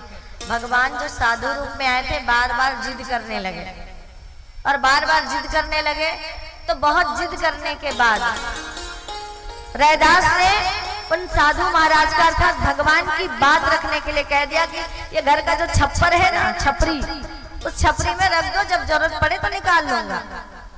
अब छपरी में रख दिया, चले गए साधु महाराज। सोचा कि आज नहीं तो कल रैदास इसका उपयोग करेगा। साल भर बीत गया, रैदास ने उस पारसमणि की तरफ देखा नहीं। पारसमणि का मतलब अगर किसी लोहे को छुला दे उस पारसमणि को तो सारा लोहा सोना बन जाएगा, लेकिन देखा तक नहीं, वहीं पर पड़ा रहा। साल भर बाद फिर भगवान परेशान हो गए, अरे ये पारसमणि तो जैसे का तैसे पड़ा है। वापस फिर साधु महाराज के वेश में आ गए। रैदास ने कहा महाराज साल भर पहले आप ही आए थे ना, आपकी पारसमणि रखी है, वापस ले जाइए, मेरे कुछ काम का नहीं। बोले रैदास ये तुमने क्या किया? और अब देखिए रैदास साक्षात भगवान साधु वेश में है। कोई भगवान इतने प्यारे हैं, भगवान की सुंदरता का जब वर्णन होता है तो बड़े बड़े संतों को, यहाँ तक भगवान सदाशिव को भी समाधि लग जाती है, और वो भगवान भले साधु के रूप में है पर साक्षात रैदास के सामने है। तो रैदास का शरीर रोमांचित हो रहा है, रैदास का मन बरबस उसकी तरफ खींच रहा है, और बार बार उसके रोंगटे खड़े हो जा रहे हैं भगवान को देखकर। एक भक्त है रैदास, और ये बार बार निवेदन कर रहे हैं कि रैदास कि तुमने तो इसका उपयोग किया नहीं, पर अब आगे कर लेना। लेकिन फिर भी मना कर दिया, महाराज ले जाइए, हाँ ये कुछ पैसे आप और लेते जाइए मेरे तरफ से। रैदास कह रहे ये पैसा मेरे तरफ से और आप रखिए, हम तो ठहरे छोटी जाति के, तो आपको भोजन बना के नहीं खिला सकते, इस सूखा राशन आप ले जाइए और आप कहीं बना के खा लीजिएगा, हमारी तरफ से आपकी सेवा हो जाएगी। तो कहा देखो मैं तो संत हूँ और मुझे बनाना आता नहीं है, और बनाने के चक्कर में मैं पढ़ूंगा भी नहीं, इसलिए ये सूखा राशन का मैं क्या करूंगा। तो कुछ पैसे देते हुए कहा रैदास ने महाराज जी पैसा ले लो, और इस पैसे से आप कहीं दुकान में जाना भोजनालय में किसी, और वहां जाके भोजन कर लेना, हमारे तरफ से सेवा आज की आप मान लीजिए। कहा नहीं रैदास, ना मैं सूखा राशन लेकर जाऊंगा ना मैं पैसा लेकर जाऊंगा ना, पैसा मुझे पैसे का कोई काम नहीं। अगर मुझे भोग करना ही होगा ना तो मैं तेरे ही घर का भोग करूंगा। क्या? मैंने सुना है तुम्हारी पत्नी बहुत अच्छा कढ़ी चावल बनाती है, और अपनी पत्नी से कहो मेरे लिए कढ़ी चावल बनाए, और मैं तो आज तेरे ही घर का कढ़ी चावल भोग में पाऊंगा। भगवान ने कढ़ी चावल का भोग पाया रैदास के घर में। देखिए, भगवान ने कढ़ी चावल का भोग पाया रैदास के घर में, और इसके अब क्या किया भगवान? आशीर्वाद देकर चले गए। लड्डू गोपाल की सेवा करते थे, ये हमारे लड्डू गोपाल, इसी की सेवा करते थे रैदास। क्या किया?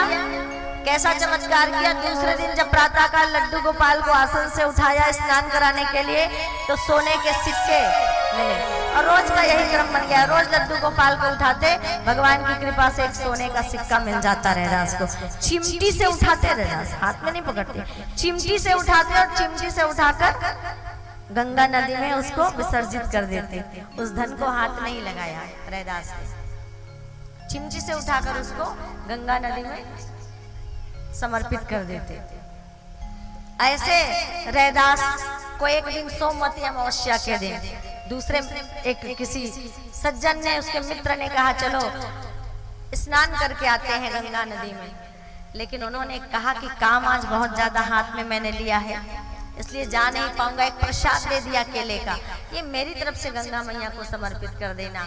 और जब स्वयं स्नान करके अपना प्रसाद चढ़ाया उस व्यक्ति ने, उस ब्राह्मण ने, तब गंगा मैया की कोई प्रतिक्रिया नहीं हुई। लेकिन जैसे ही याद आया कि रैदास ने भी प्रसाद भेजा है, और हम जेब से अपना केला निकालकर गंगा मैया को समर्पित किया कि हे गंगा मैया, यह केले का प्रसाद रैदास ने आपके लिए भेजा है, आप इसे स्वीकार करें।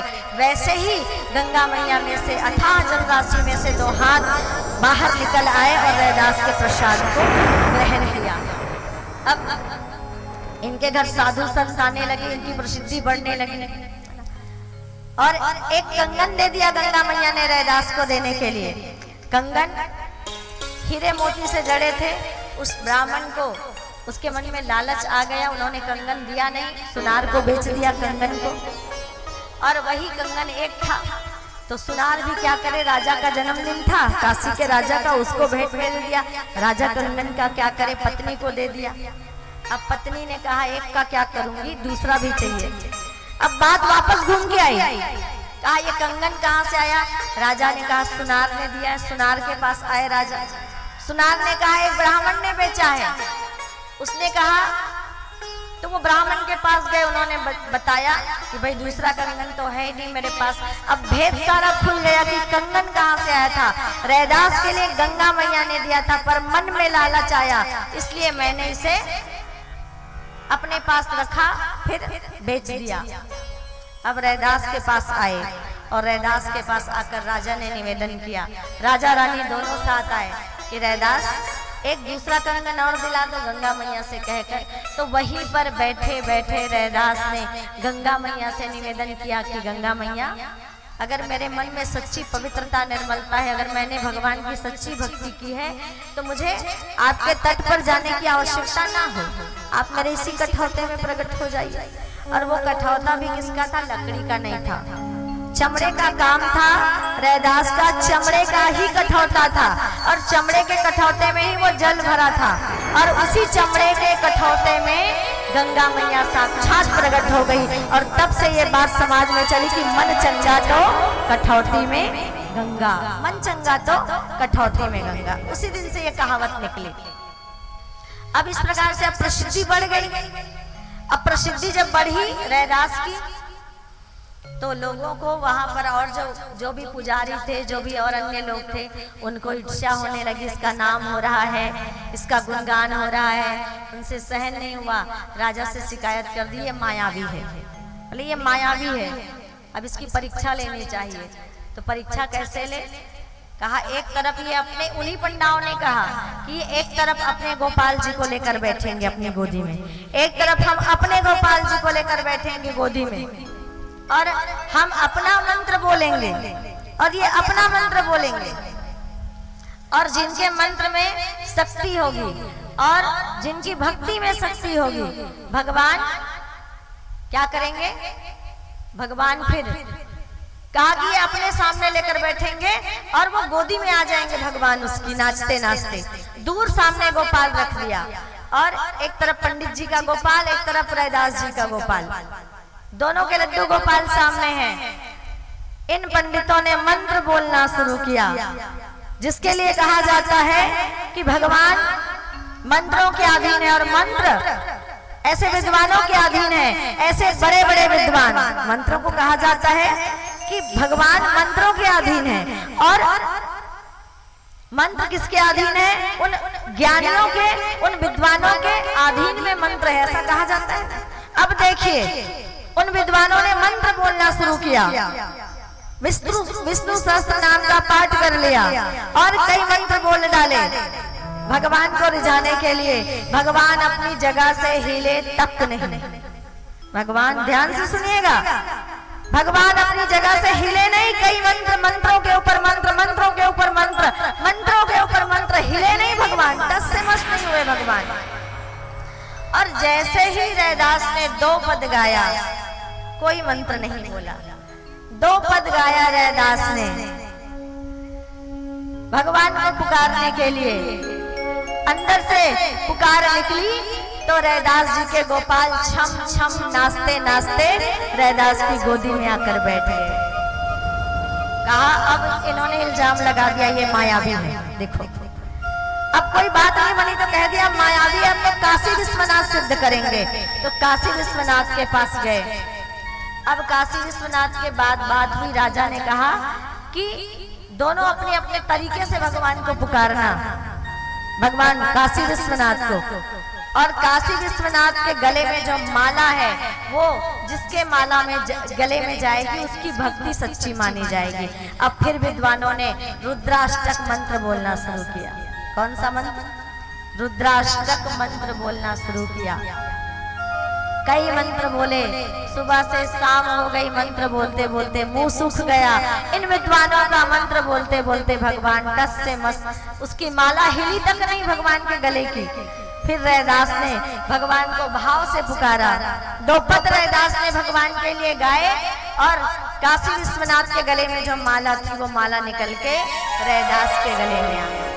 देखिए, ये है भक्ति की शक्ति।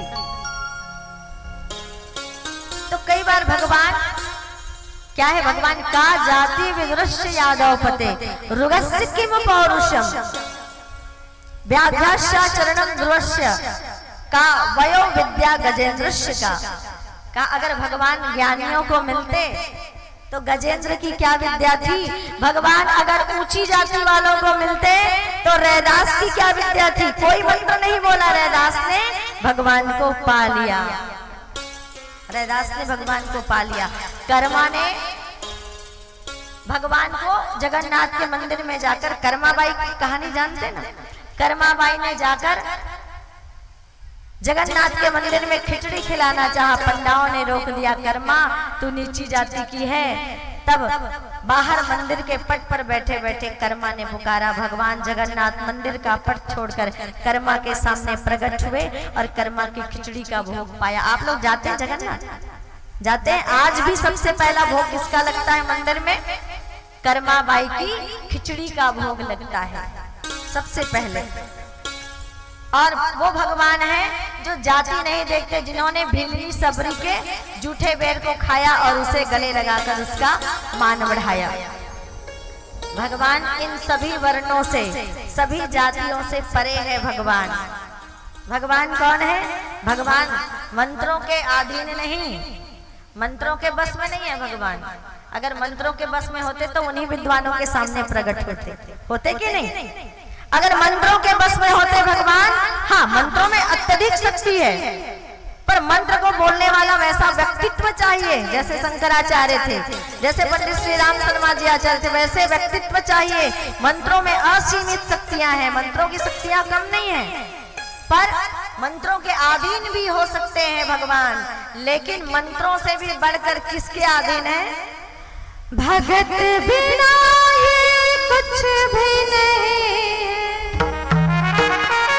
भगत है इनकी जान। एक तरफ मंत्र था, सोचिए ना, चिंतन कीजिए, एक तरफ मंत्र था, मंत्र के ऊपर मंत्र था, और दूसरे तरफ केवल एक भक्त का भाव था। एक तरफ सवर्ण थे और एक तरफ वो लोग थे जिनको नीचे कुल का कहा जाता था। भगवान किसके पास गए? इन सवर्णों को छोड़कर, इन मंत्रों को छोड़कर भगवान भगत बिना ये कुछ भी नहीं है, भगत है इनकी जान, भगत के बस में है भगवान, भगत के बस में है भगवान। भगवान भक्तों के बस में है।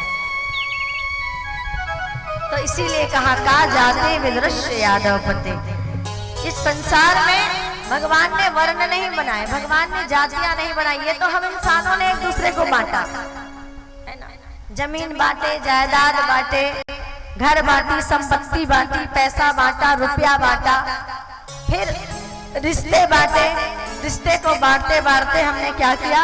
हमने धर्म को बांट लिया, धर्म को बांटते बांटते भगवान को बांट लिया, और भगवान को बांटते बांटते इंसानों में भेद करते हुए इंसानों को भी बांट लिया। लेकिन मेरे भाइयों बहनों, भगवान के दरबार में अगर भगवान सवर्ण और अवर्ण देखते ना तो कभी सबरी के जूठे बेर नहीं खाते, कभी कर्मा की खिचड़ी नहीं खाते, कभी वो दासिया बावरी के आम को स्वीकार नहीं करते। भगवान कितने अनेकों भक्त हुए हैं इस संसार में, कितने भक्तों का नाम आपको गिनाए।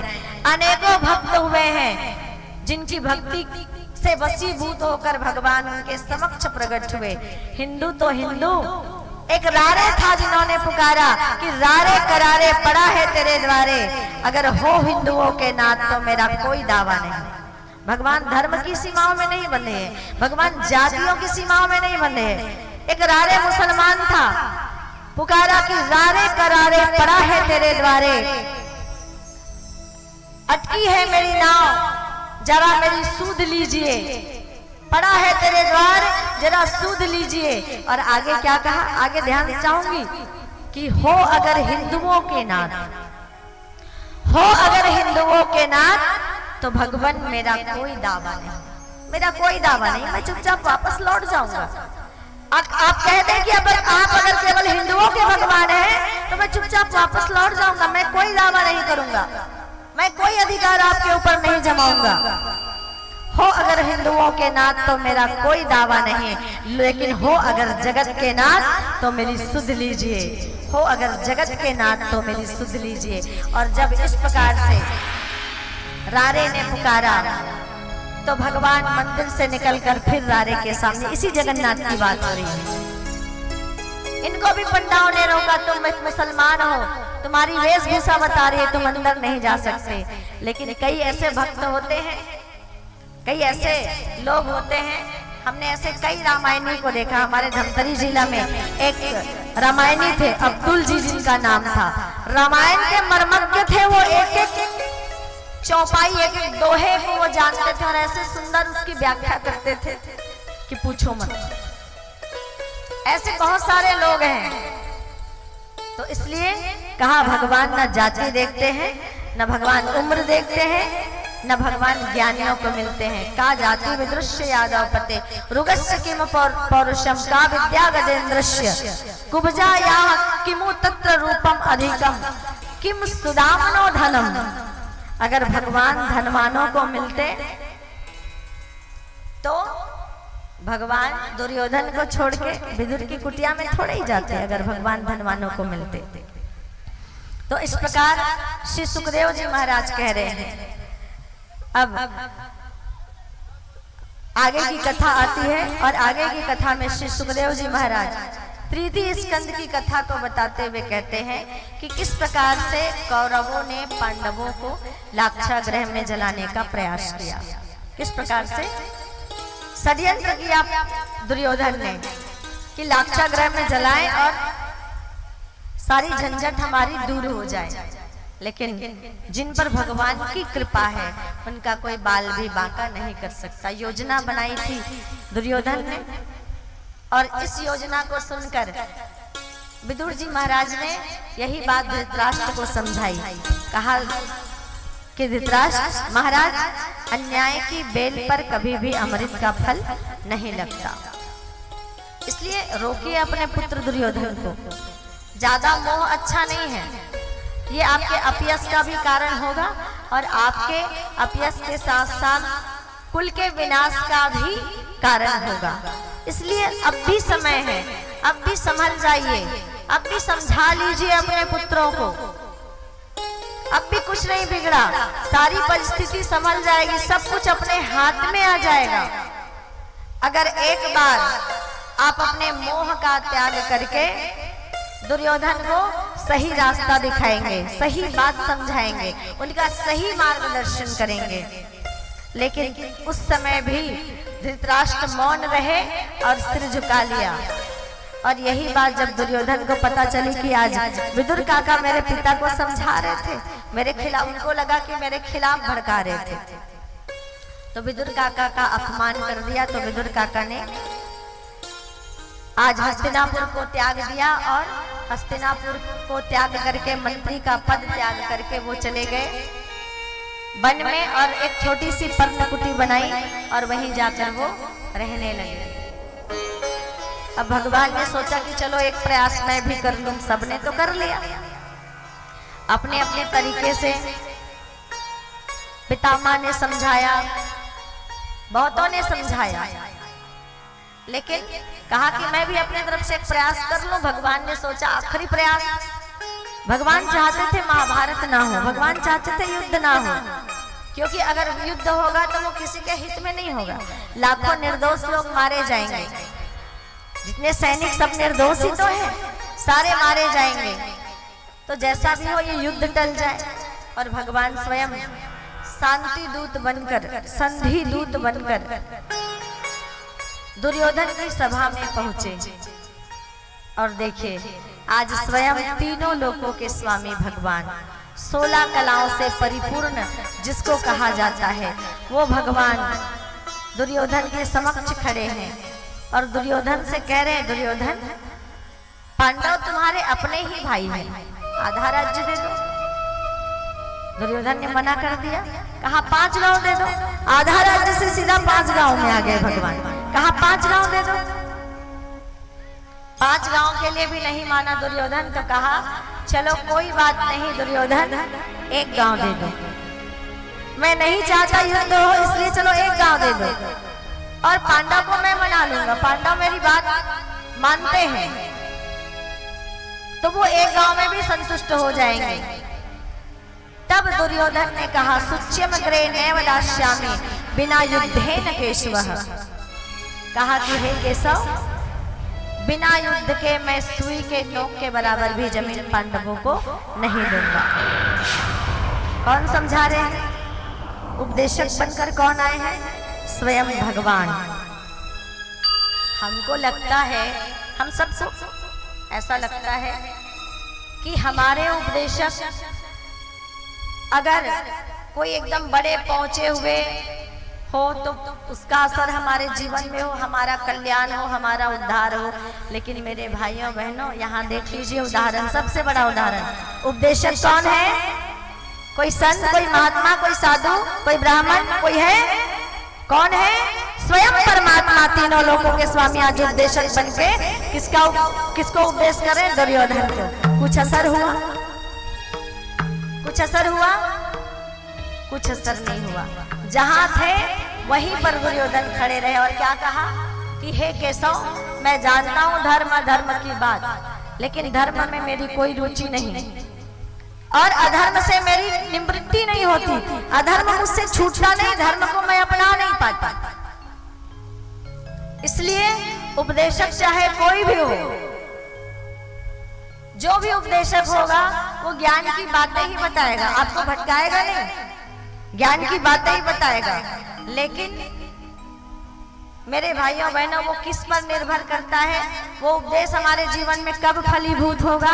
जब उस उपदेश को सुनकर हम अपने जीवन में अपनाएंगे, अपने जीवन में उस उपदेश को धारण करेंगे, उसके अनुरूप बनने चलने का प्रयास करेंगे, तभी वो उपदेश जो है वो काम आएगा। बाकी तो एक कान है, भगवान ने 2 दिया है, एक से सुनते जाओ, दूसरे से निकलते जाओ, निकालते जाओ। अगर यही परंपरा चलती रही तो कल्याण बिल्कुल भी नहीं होने वाला।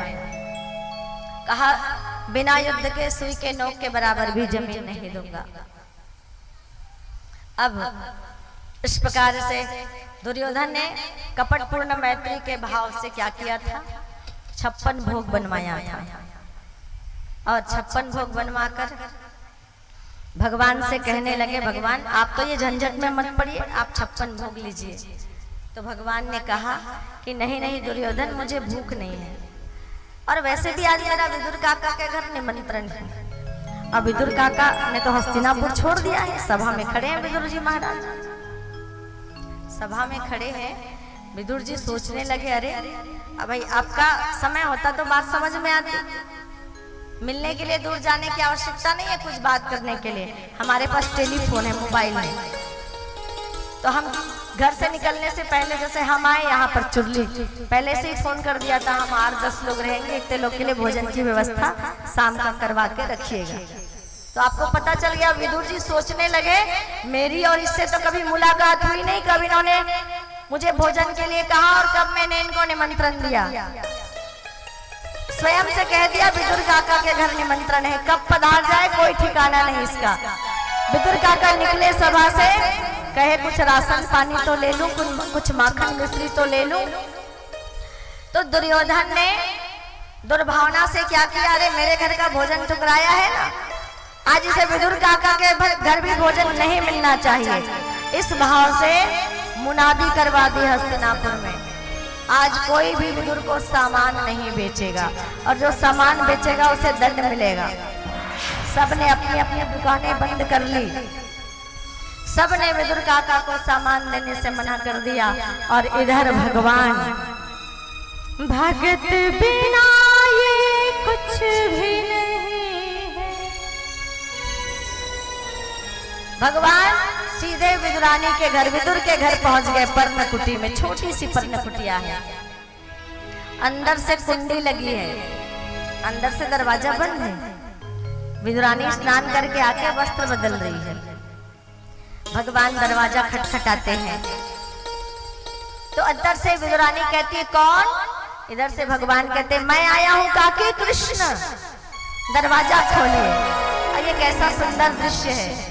आज का आप समय देखिए, आप भगवान का दर्शन करने जाएंगे, कोई पर्व होगा, कोई त्योहार होगा, जैसे अभी नवरात्रि, आप चले जाइए रतनपुर, आप चले जाइए डोंगरगढ़, आप चले जाइए बालाजी, आप कहीं भी मंदिर में जाएं, भगवान की मूर्ति के दर्शन करने के लिए लंबी लाइनें लगती है ना।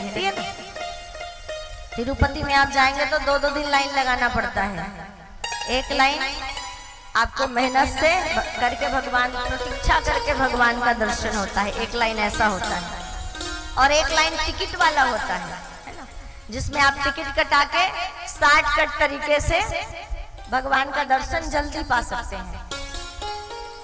तो शॉर्टकट में तो भगवान को पाने का कोई उपाय है ही नहीं, आपको बता दें, कोई शॉर्टकट नहीं है भगवान को पाने का। जिन्होंने प्रतीक्षा की भगवान उन्हीं को मिले, और जिनके हृदय में निर्मलता पवित्रता भगवान उन्हीं को मिले। तो कितनी लंबी लाइन रहती है।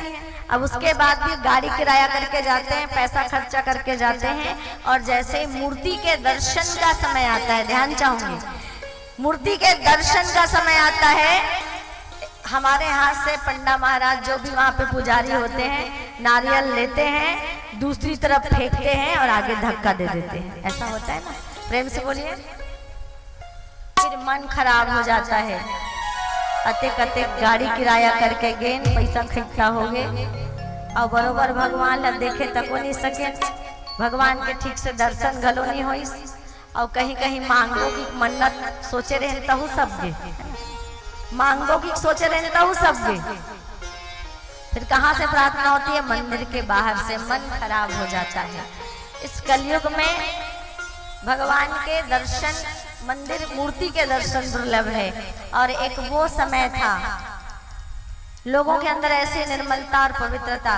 देखिए, 2 तरह की बातें हो सकती है। एक तो आप ये कह सकते हैं कि भगवान अपने भक्तों को दर्शन देने गए हैं, अपने भक्तों को स्वयं दर्शन देने गए हैं, आप दूसरी तरह से ये भी कह सकते हैं कि भगवान स्वयं अपने भक्तों का दर्शन करने गए हैं, दर्शन देने और दर्शन करने।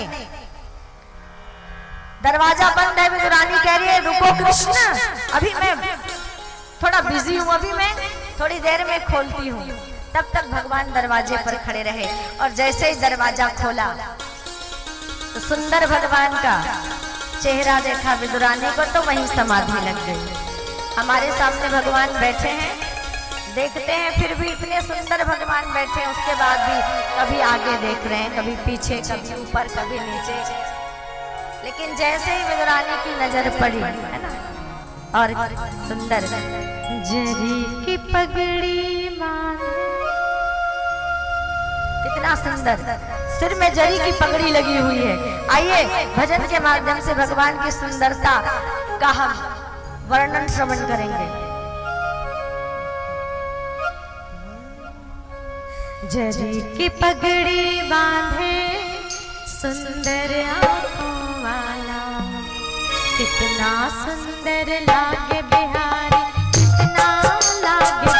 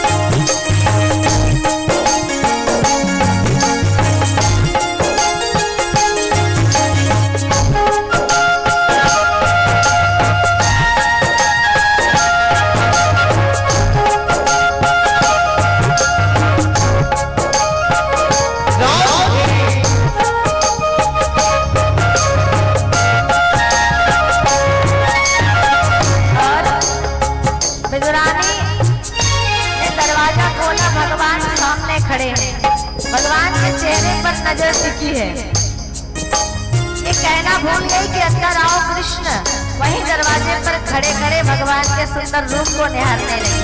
और कैसा श्रृंगार है भगवान का, कानों में कुंडल सोहे, सिर और मुकुट बिराजे, कानों में कुंडल सोहे, सिर और मुकुट बिराजे, और नथियां पगली होती, होठों पे बंसी बाजे, नथियां पगली होती, होठों पे बंसी बाजे, चंदा ये कांवरा,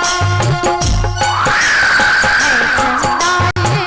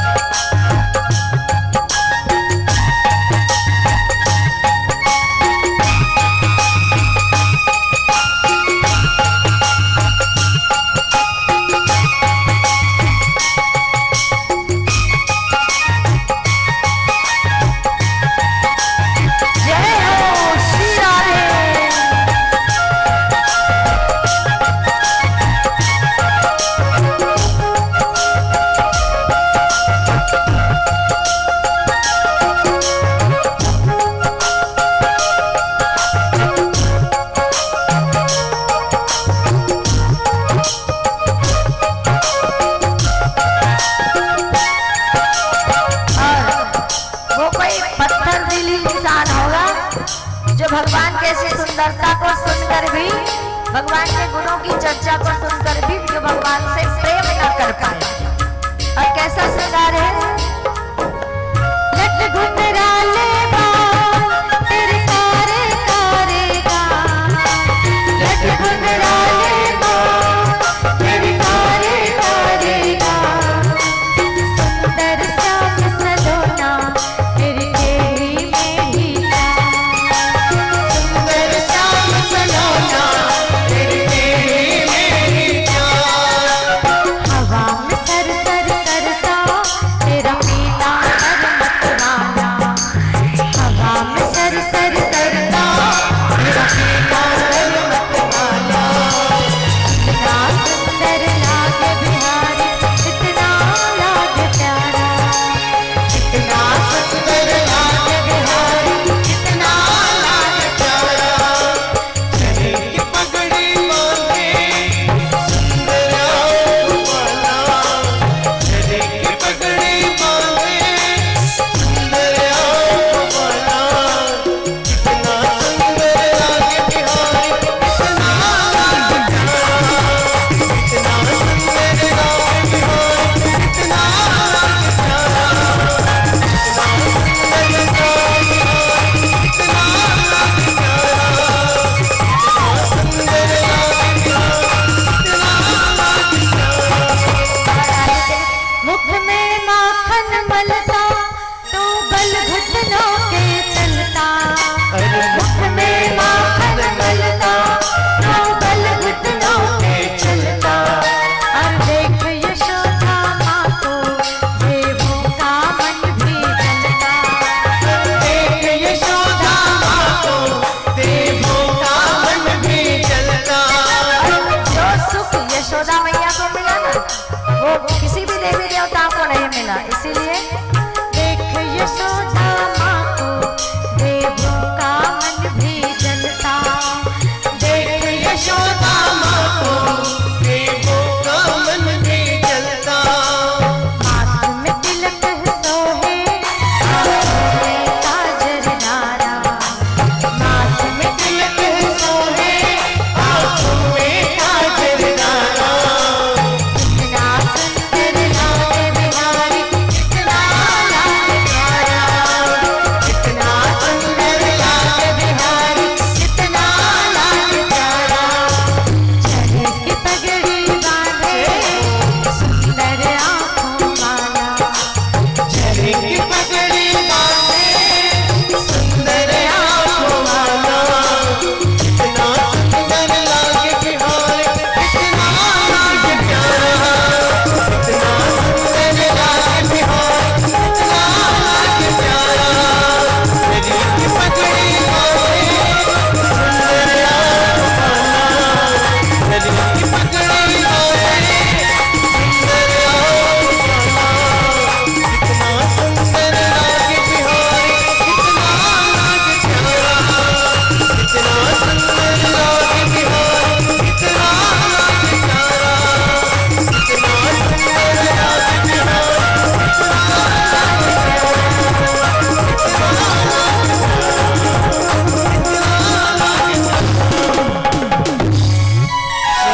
की पगड़ी मांगे सुंदर आँखों वाला, कितना सुंदर लागे बिहारी, कितना लागे प्यारा। भगवान मुस्कुरा के बोले, काकी दरवाजे पे ही खड़े रखने का इरादा है क्या, अंदर नहीं बुलाओगी? अब रुद्राणी ने अंदर बुलाया, पर भगवान की ऐसी सुंदर मोहिनी मूरत है कि वो भगवान के चेहरे से उसकी नजर ही नहीं हट रही है। एक दुर्योधन था जिसके सामने भगवान थे पर समझ नहीं पाए, एक विदुरानी है जिसके सामने भगवान है, चेहरे से नजर ही नहीं हट रही है। चौकी लाई तो चौकी उल्टा रख दिया, उल्टी चौकी पर ही भगवान बैठ गए। थोड़ी देर पहले क्या कहा था दुर्योधन को, भूख नहीं, और 56 भोग छोड़ा था। लेकिन यहाँ तो व्यक्ति उपवास भी रहे और सामने गुलाब जामुन आ जाए ना, लेन मिठे एक ठन चल जाए, काय कथन ले मीठा अरे एक ठन चल जाइए और एक ठन का 3-4 ठन चला डरथन, है ना। लेकिन 56 भोग छोड़ दिया, अब आके कह रहे हैं काकी बड़े जोरों की भूख लगी है, कुछ खाने को दो ना। कहा विदुरानी ने तेरे काका अभी आते होंगे, कुछ लेकर आएंगे तो ही तुम्हें कुछ भोग करा पाऊंगी। कृष्ण मेरे घर तो कुछ है नहीं। कहा काकी जो भी घर में है जैसा भी है, रूखा सूखा ठंडा गरम कोई फर्क नहीं पड़ता, जैसा है जो भी है दे दो। केले के कुछ फल रखे थे, विदुरानी लेकर आई, लेकिन सुंदर भगवान का चेहरा देखा। लट घुंघराले बाल तेरे कारे कारे गाल और सुंदर श्याम सलोना तेरी टेढ़ी मेढ़ी चाल। कानों में कुंडल सोहे सिर मोर मुकुट विराजे, और जो भी देखे सखियां पगली होती जब होठों पे बंसी बाजे। जिनकी मधुर मुस्कान से लाखों लोग जो है क्या हो जाते हैं, मर मिट जाते हैं। ऐसे भगवान की मुस्कान की तरफ विदुरानी का ध्यान है। केला छिल रही है, केले को छिला, गूदा को नीचे फेंक दिया, गिरी को नीचे फेंक दिया, छिलका भगवान की तरफ बढ़ा दिया और 1 2 5 10 छिलके खा लिए भगवान ने। फिर भी ये नहीं कहा कि छिलका खिला रही हो। विदुरानी गिरी गूदा फेंक रही है, छिलका आगे बढ़ा रही है और इसी छिलके को भगवान प्रेम से खा रहे हैं। प्रबल प्रेम के पाले पड़ के, प्रबल प्रेम के पाले पड़ के प्रभु को नियम बदलते देखा। खुद का मान टले टल जाए पर भक्त का मान न टलते देखा, भक्त का मान न टलते देखा। प्रेम से वशीभूत होकर भगवान आज छिलका खाने के लिए तैयार हो गए। कभी झूठे पेड़ खा लिए थे, झूठा कोई किसी का खाता है क्या बताइए? आप ही अपने घर के पति पत्नी का, पत्नी पति का जूठा ना खाए, बच्चे माता पिता का, माता पिता बच्चे का जूठा ना खाए, अपने ही सगे संबंधी का आप जूठा खाना पसंद नहीं करेंगे। पर भगवान ने क्या किया, सबरी के जूठे बेर प्रबल प्रेम के पाले पड़ के। हम कितने नियम लगाते, नहा के भोग बनाए, ऐसा करें वैसा करें, लेकिन कहा जाता है कि प्रेम में कोई नियम नहीं, प्रेम में कोई नियम नहीं। भगवान को कभी नियमों से नहीं पाया जा सकता। अगर नियम से पाने का प्रयास करोगे तो जीवन निकल जाएगा, कई जिंदगी निकल जाएगी, कई जन्म लेना पड़ेगा। नियम धरे के धरे रह जाते हैं, और जहां पर प्रेम होता है तो प्रबल प्रेम के पाले पड़ के प्रभु को नियम बदलते देखा।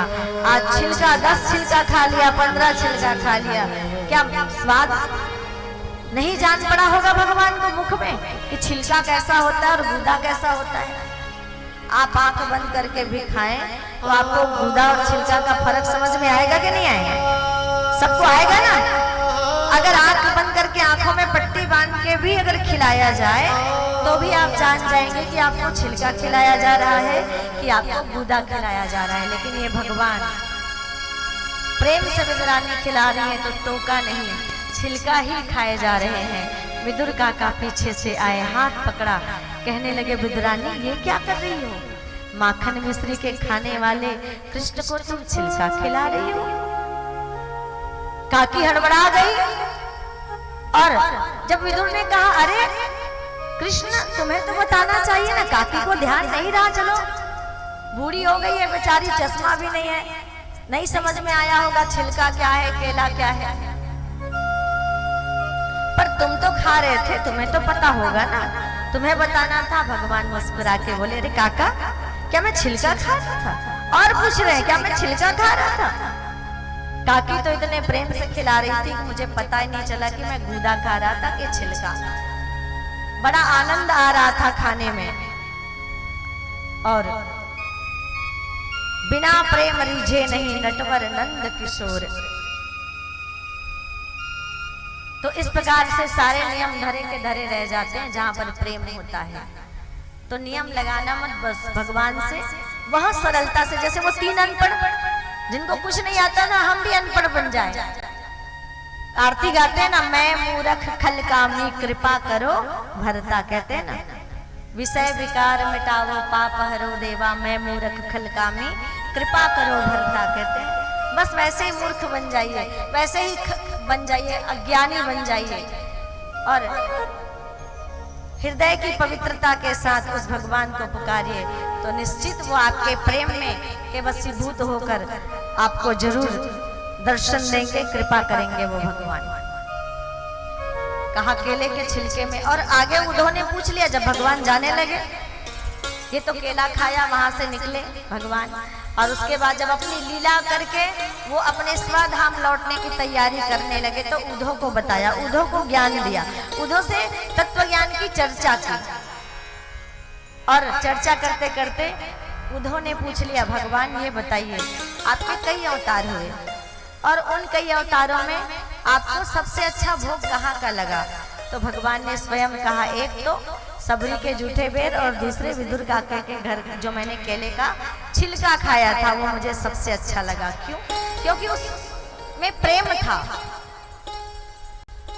और अब आगे भगवान श्री कृष्ण कहते हैं कि उद्धव, अब तो मैं स्वधाम जा रहा हूं, पर आज मुझे विदुर काका की बहुत याद आ रही है। जाते जाते रास्ते में काका जी मिले तो मेरा प्रणाम, मेरा नमस्कार कहिएगा, और कहिएगा कि मैंने याद किया है।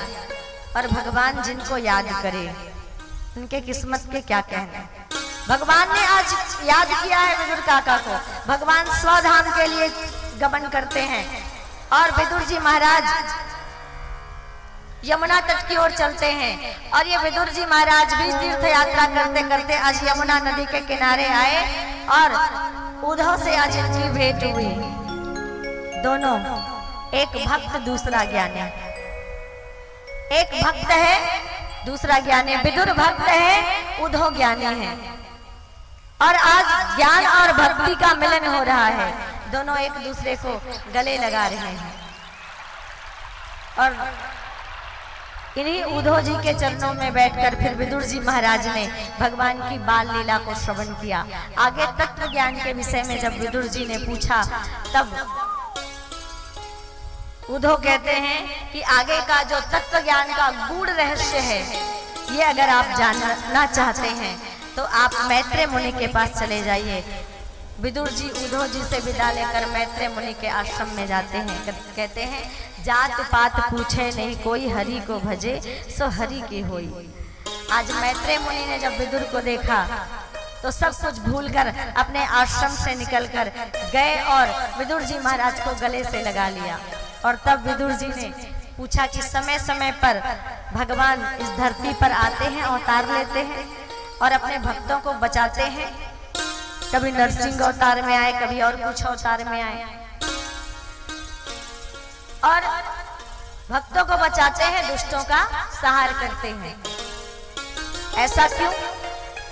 तब कहा कि भगवान जब भी इस धराधाम पर, कहते हैं, कोई विपत्ति आती है, कोई संकट आता है और अधर्म बढ़ता है, तो अधर्म को मिटाकर धर्म की स्थापना करने के लिए भगवान, इस पूरी सृष्टि के कल्याण के लिए भगवान मैले कुचैले में पड़े रहने वाले सुअर तक का, वाराह तक का अवतार ले लेते हैं। जब भगवान को जन कल्याण करना होता है, जब भगवान को पाप का बोझ धरती से मिटाना होता है, तब वो ये नहीं देखते कि मुझे कौन सा रूप लेना है, कौन सा नहीं लेना है। मैले कुचैले में पड़े रहने वाले सुअर तक का अवतार ले लिया भगवान ने जन कल्याण के लिए। कच्छ मच्छ श्री राम तुम्ही हो, नरसिंह और घनश्याम तुम्ही हो। कि कभी कच्छ के रूप में, कभी मत्स्य के रूप में, जब जलचरों का आतंक बढ़ा तो मत्स्य रूप में आए। जब मद्राचल पर्वत समुद्र मंथन के रूप समय धंसने लगा, तब कच्छप रूप में आए। तो अलग अलग समय में भगवान के अलग अलग अवतार हुए। तो कहते हैं भगवान जब आते हैं तो जन कल्याण ही उनका उद्देश्य होता है, धर्म की स्थापना और साधु पुरुषों का, सज्जनों का कल्याण करना ही उसका उद्देश्य होता है। इसीलिए भगवान आते हैं। और कश्यप और अदिति के विषय में बताते हैं कि एक कश्यप जी महाराज हुए जिनकी 13 पत्नी, और ये 13 पत्नी कौन है? दक्ष प्रजापति का नाम सुना है ना। दक्ष प्रजापति ने अपनी 13 कन्या कश्यप जी महाराज को ब्याही थी, जिसमें सबसे बड़ी कन्या का नाम दिति, जो राक्षसों की माता है। पुत्र के लिए जिद करने लगी तो कश्यप जी महाराज ने श्राप दे दिया कि जाओ तुम्हारे पुत्र तो होंगे लेकिन दोनों राक्षस होंगे। अब दिति घबरा गई, भाई पुत्र तो सबको चाहिए पर राक्षस पुत्र किसको चाहिए। क्षमा मांगी तो कहा कि तुम्हारे पुत्र निश्चित राक्षस होंगे लेकिन साधारण नहीं होंगे, ये भगवान के पार्षद जय और विजय होंगे, जिनको सनत कुमारों ने श्राप दिया है 3 जन्म तक राक्षस हो जाने का। ये सनत कुमार चारों भाई जो भगवान के प्रथम अवतार कहे गए सनत कुमार, भगवान ब्रह्मा जी ने सनत कुमारों को सृष्टि में सबसे पहले प्रकट किया। ये सनत कुमार एक बार वैकुंठ धाम गए भगवान का दर्शन करने, तो शयन का समय था। जय विजय पार्षद भगवान को उन्होंने रोका कि अभी भगवान का शयन का समय है, प्रतीक्षा करें। तो प्रतीक्षा तो किसी से नहीं होती है क्या? हम भगवान की भक्ति करना चाहते हैं, भगवान की कृपा भी पाना चाहते हैं। सब लोग जितने, मैं भी, आप भी, सब भगवान की कृपा चाहते हैं, उनका अनुग्रह चाहते हैं, उनका आशीर्वाद चाहते हैं। तो आशीर्वाद ऐसे ही थोड़ी मिल जाएगा भाई, प्रतीक्षा तो करनी पड़ती है। पर प्रतीक्षा कहाँ होती है? इनसे प्रतीक्षा नहीं हुई सनत कुमारों से। अंदर प्रवेश के लिए मना किया जय विजय ने तो तुरंत श्राप दे दिया, जाओ 3 जन्म तक राक्षस हो जाओ। हमसे भी प्रतीक्षा नहीं होती। हम भक्ति की बात करते हैं, हम भगवान को पाने की बात करते हैं, हम इंसान बनने की बात करते हैं, लेकिन जब मंदिर में लाइन लगाते हैं ना तो अपनी बारी की प्रतीक्षा नहीं कर पाते। मंदिर में लाइन लगाते हैं तो अपने बारी की प्रतीक्षा नहीं कर पाते कि हमारी बारी आएगी तो भगवान का दर्शन करेंगे, हमारी बारी आएगी तो प्रसाद लेंगे, हमारी बारी आएगी तो आरती करेंगे। खड़े खड़े वहीं एक दूसरे को ढकेलते रहते हैं। कोई कोई तो ऐसे होते हैं जो सबको एकदम अपने आप को बड़ा बलवान ताकतवर समझ के सबको धक्का देते, अपनी ताकत का उपयोग करके सब अपने आप को बड़ा चतुर चालाक समझ के सबसे आगे में जाके खड़े होके अपने आप को बहुत सौभाग्यशाली मानता है और एकदम खुश हो जाता है कि जैसे कोई मैंने बहुत बड़ा काम कर लिया, सबको पीछे करके मैं आगे हो गया। पर भगवान की नजर में पीछे ही रहोगे। दूसरों को धक्का दे के आगे बढ़ने वाले भगवान की नजर में कभी आगे नहीं हो सकते, याद रखना। यहाँ पे एक दूसरे को धक्का देते हैं प्रसाद की बारी। तो एक बार पार्वती जी ने पूछ लिया, शिव महापुराण की कथा आती है, पार्वती जी ने पूछ लिया, बाबा जी ये बताइए आप अंदर और नंदी बाहर क्यों? जानते हैं? हाँ, आप अंदर और नंदी बाहर क्यों? साथ क्यों नहीं रखते नंदी को? मंदिर के बाहर नंदी महाराज खड़े रहते हैं। कहा पार्वती तुम तो बड़ी भोली हो और तुम माँ भी हो, तुम माँ भी हो, और माँ तो बच्चों की कई गलतियां ऐसे ही माफ कर देती हैं। बच्चों की बहुत सारी गलतियां यूं ही भुला जाती है माताएं, और तुम तो किसी को पूजा करते, पाठ करते, भक्ति करते देखती हो ना तो तुरंत प्रसन्न होकर जिद करती हो कि चलो हमें उनका दर्शन देना है, उनका कल्याण करना है, उनको आशीर्वाद देना है। पर किसके यहाँ जाना है, किसके यहाँ नहीं जाना है, ये ठीक ठीक कौन बताता है? मुझे नंदी बताता है। ये नंदी मेरा पिए है। मुख्यमंत्री का जथन जन पिए रथे ना, विधायक का जथन था पिए रथे, सरपंचिन मन के घलो पिए रथे, है ना? सरपंच मन के नहीं रहा है। सरपंच स्वयं सक्षम होते हैं निर्णय लेने में, पर अगर महिला सरपंच, यहाँ कभी कभी होता है महिला सरपंच होता है ना तो उसके पति को एसपी कहा जाता है। एसपी तो एक पुलिस अधीक्षक को भी कहा जाता है, तो महिला सरपंच के पति को एसपी, सरपंच पति मतलब शॉर्ट नेम एसपी। और महिलाएं केवल दस्तखत करती हैं, सारा पावर एसपी के पास होता है कि नहीं होता है? सारा पावर एसपी के पास। तो जितने जो बड़े अधिकारी होते हैं, बड़े लोग होते हैं, उनके एक एक पीए होते हैं। तो ये तो भगवान है, बोले ये मेरा पीए है, सारा हिसाब किताब, कब किसके साथ मेरी मीटिंग है, कब किसके यहाँ जाना है, क्या करना है, किसको क्या फल देना है, सारा रिकॉर्ड, सारा लेखा जोखा इसी नंदी के पास होता है, इसी नंदी के पास होता है। क्यों? बोले जब व्यक्ति मंदिर में के चौखट में प्रवेश करता है, भगवान ने कहा पार्वती से, जब मंदिर में व्यक्ति प्रवेश करता है, तब जब वो मेरे मंदिर के अंदर आता है, तब वो सभी अपने कसाय कलमस को छोड़ के आता है। लेकिन जब तक वो नंदी ग्रह में खड़ा होता है, जब तक अंदर मंदिर जाने से पहले नंदी ग्रह होता है, जब तक वो भक्त नंदी ग्रह में खड़ा होता है और अपनी बारी की प्रतीक्षा करते रहता है, और सामने वाला कोई पूजा कर रहा होता है, तो मन में उसका बड़ी बड़ी बातें चलती रहती है। अरे इतने देर से हम भी इतने दूर से आए हैं, लंबी लाइन में खड़े हैं, इतने देर से बच्चे भी रो रहे हैं, बढ़ाया है पुजारी, अकेले ही पूजा किए जा रहा है ना। किसी को धक्का दे रहे हैं, किसी को ढकेल रहे हैं, किसी की ईर्ष्या कर रहे हैं, किसी से चुगली कर रहे हैं, है ना।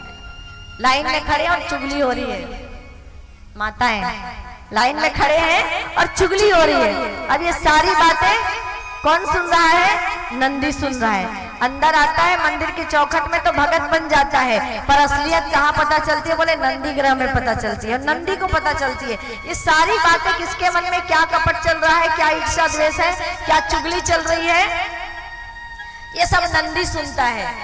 और आखिर में वही आके मुझे बताता है, नहीं महाराज इसके घर नहीं जाना है। जब ये नंदी ग्रह में खड़ा था ना, तो इसका भाव ऐसा था।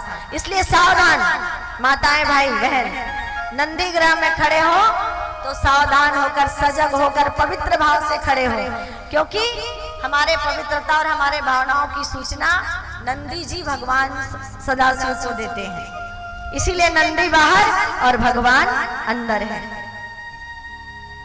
तो हमें तो अपनी बारी की प्रतीक्षा नहीं होती, करते हैं क्या? सोच लीजिए ना, आप ही लोग ईच पंडाल में ज्यादा भीड़ हो जाए और प्रसाद लेक बेर हो ही ना, तो हाथ ले ओला लेन दे से नहीं कहा, है ना। ओला लेन दे ले जाते, पहले सियान रही तब हो जाते सियान ले लेनी कहा, ओला ओल ढकेल दे वो, है ना। अब आगे बढ़ जाओ, तो ऐसा नहीं होना चाहिए। हम क्या करें? हम अपना जो स्वभाव है सबके साथ एक जैसा, और प्रतीक्षा बड़ी चीज है। ऐसे शॉर्टकट में कोई भगवान नहीं मिलते, प्रतीक्षा करनी पड़ती है, इंतजार करना पड़ता है। तो ये सबरी ने देखो कितने बरस, 80 बरस प्रतीक्षा की। कोई सुखी क्यों और कोई दुखी क्यों इस संसार में? भगवान क्यों आते हैं? तो भगवान जन कल्याण करने आते हैं।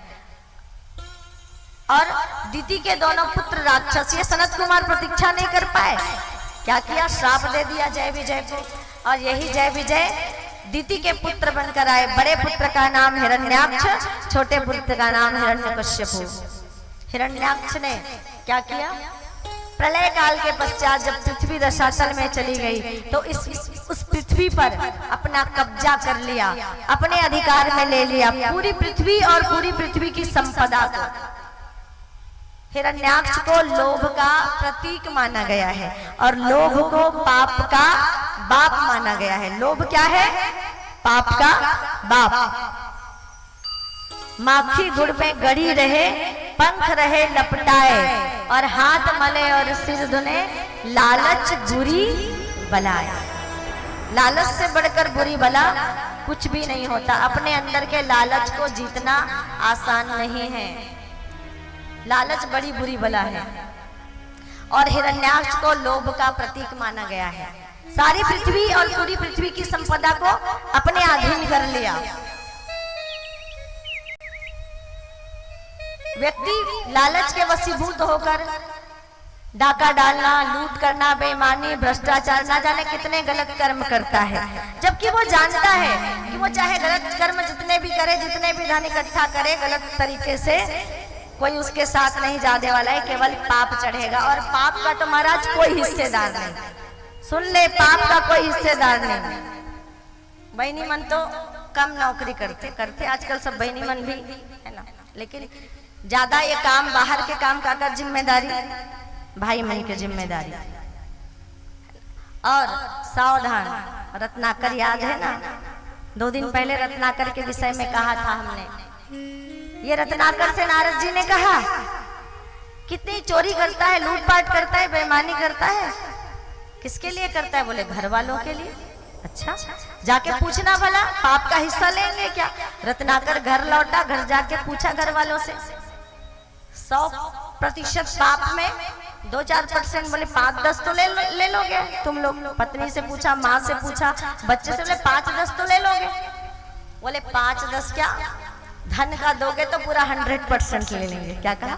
धन का पूरा 100 में 100 ले लेंगे, लेकिन पाप का एक इतना छोटा सा भी हिस्सा, आधा % भी, आधा % भी हम हिस्सा नहीं लेने वाले। माँ ने तो कह दिया कि कर्म प्रधान विश्व रचि राखा, जो जस करहि सो तस फल चाखा। ये कर्म की प्रधानता है। पाप तुमने किया है रत्नाकर, तुम्ही को भोगना पड़ेगा। तो पत्नी के लिए, पुत्र के लिए इकट्ठा करते करते समय ध्यान रखना, पाप थोड़ा कम करे, पाप की कमाई थोड़ा कम करे, और पुण्य को, पाप को घटाए जा, पुण्य को बढ़ाए जा। क्योंकि हमने जो कर्म किया है, हमारे कर्म का, चाहे वो पाप हो पुण्य हो, उसका हिस्सेदार कोई दूसरा नहीं बनेगा, वो केवल हमारा हो, अपना कर्म होगा, और अपने कर्म का परिणाम हमें स्वयं को ही भोगना पड़ेगा। इस बात का ध्यान रखना। तो लालच बुरी बला, और जाते जाते तो कुछ साथ जाने वाला नहीं है, तो किस लिए इतना पाप, क्यों इतना पाप? हमारे गुरुजी कहते थे, जीवन में अगर 2 जोड़ी कपड़ा है, कितना? 2 जोड़ी कपड़ा है, और एक छोटा सा रहने के लिए मकान है, बड़ी बिल्डिंग नहीं, एक छोटा सा रहने के लिए मकान है, बिल्डिंग का भला क्या करना? एक छोटा सा रहने के लिए मकान है, एक धोने का, एक सुखाने का, कपड़े पहनने का, और एक धोने का कपड़ा है, तो गनीमत समझिए, और रोटी, कपड़ा और मकान अगर है इतना हमारे जीवन में पर्याप्त, तो इससे की ज्यादा सोचने की आवश्यकता नहीं है। उसके ऊपर आज के समय में शिक्षा और संस्कार, रोटी, कपड़ा, मकान के साथ साथ और चीजें जोड़ ले, 5 चीजें आवश्यक है, शिक्षा और संस्कार। हर एक व्यक्ति को शिक्षा का अधिकार है, और हर एक व्यक्ति को शिक्षा प्राप्त करना चाहिए। बच्चों को स्वयं पढ़े और बच्चों को भी पढ़ाएं, और संस्कार भी, शिक्षा के साथ साथ संस्कार भी अपनी आने वाली पीढ़ी को देना हम सबका कर्तव्य है। शस्त्र का ज्ञान और शास्त्र का ज्ञान, दोनों ज्ञान, शस्त्र का भी ज्ञान और शास्त्र। पहले देखिए गुरुकुल में दोनों होता था, वेदों की शिक्षा भी होती थी, फिर धनुष बाण भी चलाना सिखाया जाता था ना। तो अभी ट्रेनिंग होती है तो केवल जवानों की होती है शस्त्र का ज्ञान, बाकी तो शास्त्रों का। अब शास्त्रों का भी ज्ञान कहाँ होता है? केवल किताबों का ज्ञान होता है, शास्त्रों का ज्ञान भी छूट गया है। और जो ज्ञान स्कूल में छूट जाए, वो ज्ञान कहाँ से दे? वो ज्ञान घर से दे। कितने घर में रामचरितमानस, रामायण है? जरा हाथ ऊपर करें, अच्छी बात है। कितने घरों में भागवत जी है? जरूर रखा कीजिए, है ना। देखिए आप वो लोग हैं जिनके घर में, आपके घर में रामायण है, आपके घर में भागवत है, आप तो हमसे भी ज्यादा जानकार होंगे, आप हमसे भी ज्यादा ज्ञानी होंगे, क्योंकि आप सब हमसे ज्यादा अनुभवी हैं। और उन लोगों के बीच जो इनके जानकार हैं, उनके बीच कथा कहना और बड़ा अच्छा लगता है और बड़ा आनंद आता है। आप वो लोग हैं जिन्होंने अपनी संस्कृति को बचा के रखा हुआ है। घर में रामायण रखी है, घर में भागवत जी रखी है आपने, पर कपड़े में बांध के नहीं रखना है। क्या करते हैं? कपड़े में लपेट के रख देते हैं और दिवाली की दिवाली निकालते हैं और झड़ाते हैं। दिवाली की दिवाली निकलती है, एक बार झड़ा देते हैं और फिर वापस लपेट के रख देते। ऐसा नहीं करना है। सामने भोजन रखा है, देखने मात्र से भोजन अंदर थोड़ी जाएगा, नहीं जाएगा ना। वैसे ही किताब के रखने मात्र से, ग्रंथों के रखने मात्र से ज्ञान अंदर नहीं जाएगा, उसको निकालना भी पड़ेगा और पढ़ना भी पड़ेगा। वो तो कपड़े में इसलिए रखा जाता है कि कभी अमावस्या आ जाती है, कभी ग्रहण आ जाता है, कभी घर में बच्चे का जन्म होता है तो सूतक लग जाता है, कभी किसी की मृत्यु होती है तब सूतक लग जाता है। तो ग्रंथों को आप धो नहीं सकते, तो इसलिए उसे कपड़े में इसलिए लपेट दिया जाता है कि उसमें कपड़ा लपेटने से सूतक का प्रभाव उस पर नहीं होता, ऐसा कहा जाता है। तो सूतक से बचाने के लिए उसको पढ़ के वापस ढक के रख दे। पर ऐसा नहीं कि दिवाली के दिवाली निकाले, है ना। एक बार की बात है, एक व्यक्ति बड़ा परेशान था और बड़ा परेशान था तो महात्मा जी से पूछ लिया परेशानी का उपाय, तो कहा गीता पढ़ो, गीता में सर्वोपरि ज्ञान है, सभी समस्याओं का समाधान गीता में दिया है, विज्ञान है, आध्यात्म है, कर्म है, ज्ञान है, भक्ति है, सब कुछ है गीता में। अब वो गीता लेकर आए, गीता को भगवान के सामने रख दिया, बढ़िया अगरबत्ती दिखाई, दिया दिखाया, और सुबह जब उठ के देखा तो गीता को चूहे ने कुतर लिया था। अब बड़ा परेशान हो गया, अरे गीता को चूहा ने कुतर लिया। परेशान था, मित्र ने पूछा परेशान क्यों हो भाई? बोले कल एक पंडित जी ने, एक महात्मा जी ने गीता दी पढ़ने के लिए, अब सोचा कि सुबह स्नान ध्यान करके पढ़ूंगा, देखा तो गीता को चूहे ने काट लिया। अच्छा, अब बताओ गीता को संभाल के कैसे रखूं? तो कहा जिस घर में बिल्ली होती है ना, उस घर में चूहा नहीं आता, तो एक बिल्ली पाल लो। अब मित्र की बात अच्छी लगी, एक बिल्ली पाल ली। अब गीता वहीं की वहीं रखी हुई है पूजा घर में, रोज आरती अगरबत्ती हो रही है। अब उसके बाद अब बिल्ली 2-4 दिन बाद भूख मरने लगी, वही मित्र फिर कहने लगा अरे बिल्ली दूध पीती है, बिना दूध के बेचारी मर जाएगी, तो एक गाय पाल लो। और कहा अच्छा गाय खरीदना भी नहीं पड़ेगा, मेरी बात मानो, गाय खरीदना भी नहीं पड़ेगा। बाजू के गांव में एक सज्जन है, अपनी बेटी के लिए उसको वर की तलाश है, और वो शादी करेगा तो गौदान की तो परंपरा है, कन्यादान के साथ गौदान। बोले कन्या तो मिल जाएगी, साथ में गौ माता भी मिल जाएगी, गौ माता आएगी तो गौ माता को संभालने वाली स्त्री भी आ जाएगी, तुम्हें भोजन बना के देने वाली भी आ जाएगी, और तुम्हारी गीता बढ़िया सुरक्षित रहेगी, गाय बिल्ली को दूध भी मिलती रहेगी, और जब तक बिल्ली रहेगी तब तक चूहा नहीं आएगा। अब इतनी लंबी प्रक्रिया हो गई। अब साल भर बाद महात्मा जी आए, पूछा बेटा गीता पढ़ी, मन शांत हुआ, समस्याओं का निराकरण हुआ, कुछ हल मिला गीता से? बोले नहीं महाराज, अभी तो केवल 4 पाठ पढ़ा है मैंने। बोले कौन सा? पहला बिल्ली का, दूसरा पहले बिल्ली का, दूसरा गाय का, तीसरा पत्नी का, और चौथा बेटे का। बेटा हो गया साल भर बाद। बोले पहले बिल्ली, फिर गाय, फिर पत्नी, फिर बेटा। गीता तो अभी तक वहीं की वहीं जैसी की जैसी धरी है, सुरक्षित, चूहा नहीं आ रहा है। तो ऐसे ही हम सबके साथ होता है ना, वहीं की वहीं रखी रहती है। बाहर पढ़ेंगे नहीं तो ज्ञान कैसे आएगा? तो रखना पर्याप्त नहीं है। वैसे रखे भी हैं तो भी उसके दिव्य आलोक से हमारा घर आलोकित होता है। ये ग्रंथ है, ये वांग्मय स्वरूप है भगवान का, तो उसका प्रभाव तो रहता ही है। वहां का वातावरण सकारात्मक तो रहता है, जहाँ भगवान की स्थापना रहती है, जहाँ गीता जैसे ग्रंथ होती है, जहाँ भागवत जैसा ग्रंथ होता है, उसका प्रभाव तो रहता ही है। लेकिन अंदर का ज्ञान तो मंथन से ही आएगा, पढ़ने से ही आएगा। अब ये लोभ का प्रतीक हिरण्याक्ष है, तो लोभ को कैसे मिटाया जा सकता है? लोभ को त्याग के माध्यम से, त्याग की परंपरा लोगों को सिखाकर मिटाया जा सकता है। तो भगवान इस लोभ का नाश करने के लिए, इस हिरण्याक्ष को परास्त करने के लिए, उसे मारने के लिए, उसका कल्याण, उसका उद्धार करने के लिए वाराह रूप में प्रगटे। बोलिए वाराह भगवान की। वाराह रूप में आए और जिस पर हिरण्याक्ष का आधिपत्य था, जिस पृथ्वी पर, उस पृथ्वी को उसके चंगुल से छुड़ाकर पृथ्वी की पुनर्स्थापना की। और उसके बाद भगवान की आज्ञा से ब्रह्मा जी ने इस सृष्टि की रचना आरंभ की। और सृष्टि की रचना की तो सबसे पहले सनत कुमार चारों भाइयों को प्रकट किया। उसके बाद और कई ऋषि, कोई नेत्र से, कोई मुख से, कोई कानों से, कोई भुजाओं से, अनेक ऋषि प्रकट हुए ब्रह्मा जी के। सभी मानस पुत्र कहलाए ब्रह्मा जी के। नारद जी भी ब्रह्मा जी के मानस पुत्र, करदम जी भी ब्रह्मा जी के मानस पुत्र। लेकिन सबने तप का रास्ता अपनाया, सबने गृहस्थी में आने से मना कर दिया। तब इस सृष्टि को आगे बढ़ाने के लिए ब्रह्मा जी ने स्वयं से मनु जी महाराज को प्रकट किया, स्वयं से मनु जी महाराज को प्रकट किया, और स्वयं से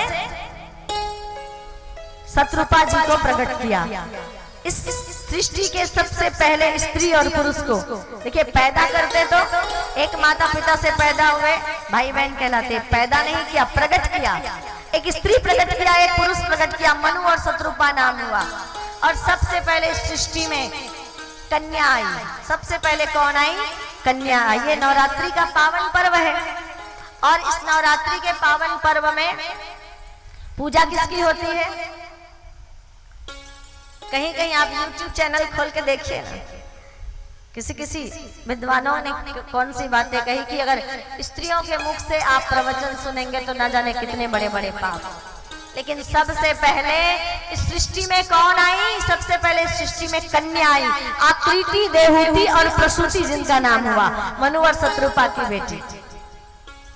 आकृति, देवहूति और प्रसूति। उसके बाद 3 बेटियों के बाद 2 पुत्र हुए। कौन? उत्तानपाद और प्रियव्रत, ये 2 संतानें हुई। एक पुत्र हुए मानस ब्रह्मा जी के, करदम जी महाराज। करदम जी महाराज का विवाह पहले तो तप के लिए चले गए थे। आइए एक भजन श्रवण करें, तत्पश्चात आगे फिर कथा में प्रवेश करेंगे। हेलो।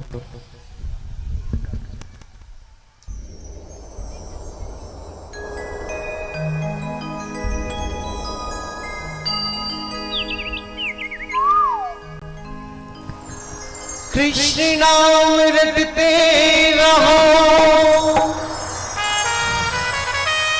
जब तक घट में प्राण, तब तो दीन दयाल के भलक पड़ेंगे कान।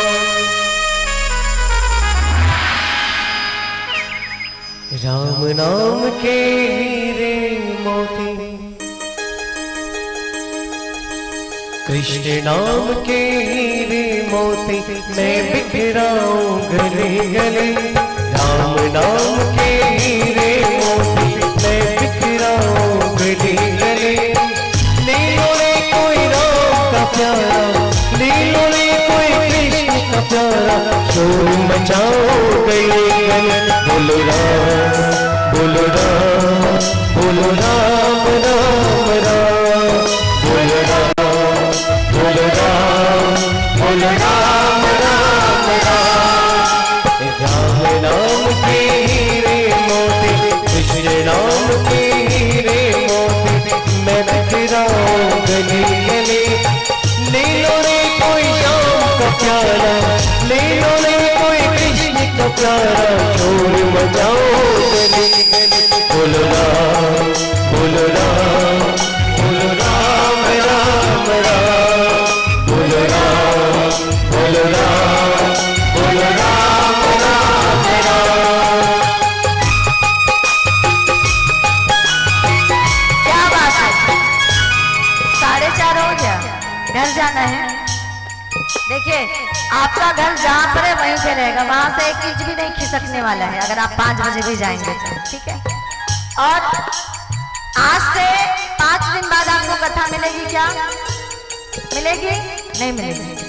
आपको आज से 5 दिन बाद भी कथा नहीं मिल सकती है, पर ऐसा वातावरण, ऐसा स्वर्ग जैसा वातावरण आपको नहीं मिलने वाला है। तो आप सोच रहे होंगे 4:30 बज गए तो धीरे धीरे कैसे उठे। इसीलिए सभी माताओं के चेहरे पे ना घड़ी में 4:30 हो रहा है पर चेहरे में 12 बज रहे हैं। कोई प्रसन्नता नहीं दिख रही है, ऐसे मुंह लटका के बैठे हैं। और हाथ ना तो ऐसे नीचे करे जनो मनो, दोनों बाह बड़े बड़े पत्थरा बंधा है।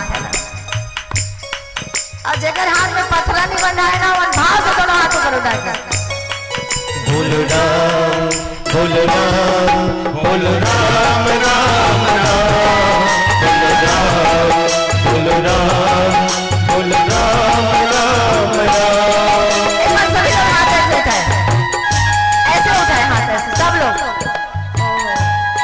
जिनके एक हाथ वो एक हाथ ऊपर करे, जिनके 2 हाथ वो दोनों हाथ ऊपर करे, और जिनके हाथ नहीं है उनके लिए दूध भात, जिनके हाथ नहीं उनके लिए दूध भात, और जिनके दोनों हाथ है ऊपर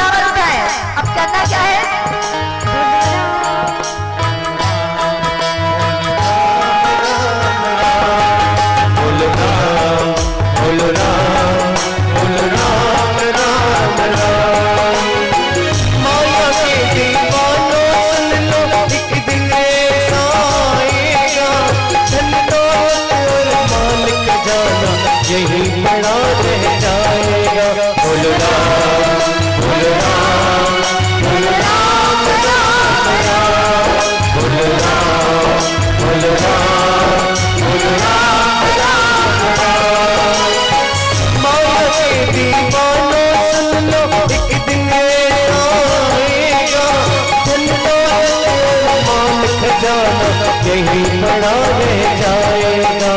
सुंदर काया मिट्टी होगी, अरे सुंदर काया मिट्टी होगी, चर्चा होगी गली गली। सुंदर काया मिट्टी होगी, चर्चा होगी गली गली। लीला रे कोई राम का प्यारा, लीला रे कोई कृष्ण का प्यारा, शोर मचाओ गली गली। बोलो राम बोलो राम बोलो राम राम राम, बोलो राम बोलो राम बोलो राम राम राम।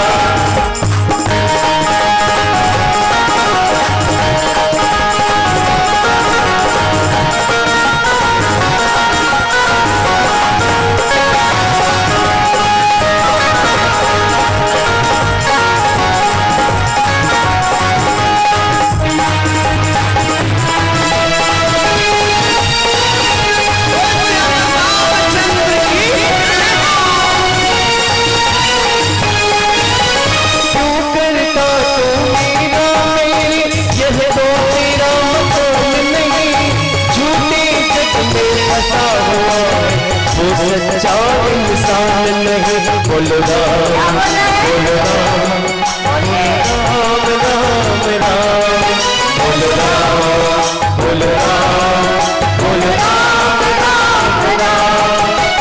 तू मेरा तू मेरा मेरी, ये तो तेरा मकान नहीं, झूठे जग में फंसा हुआ है वो सच्चा इंसान नहीं। जग का मेला तो दिन का है, जग का मेला तो दिन का है, अंत में होगी चला चले। जग का मेला तो दिन का है, अंत में होगी चला चले। लीलो रे कोई राम का प्यारा, लीलो रे कोई कृष्ण का प्यारा, शोर मचाओ गली गली। बोलो राम बोलो राम बोलो राम राम, जय श्री राम। बोलो राम बोलो राम बोलो राम राम राम।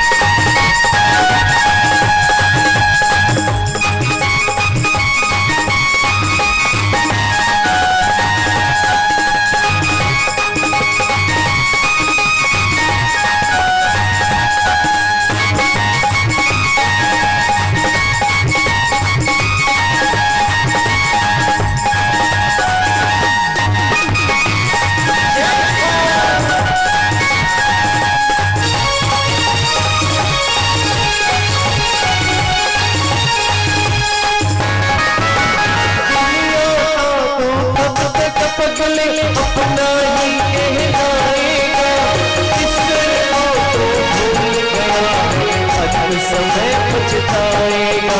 बोलो राम बोलो राम बोलो राम राम राम, बोलो राम बोलो राम बोलो राम राम राम।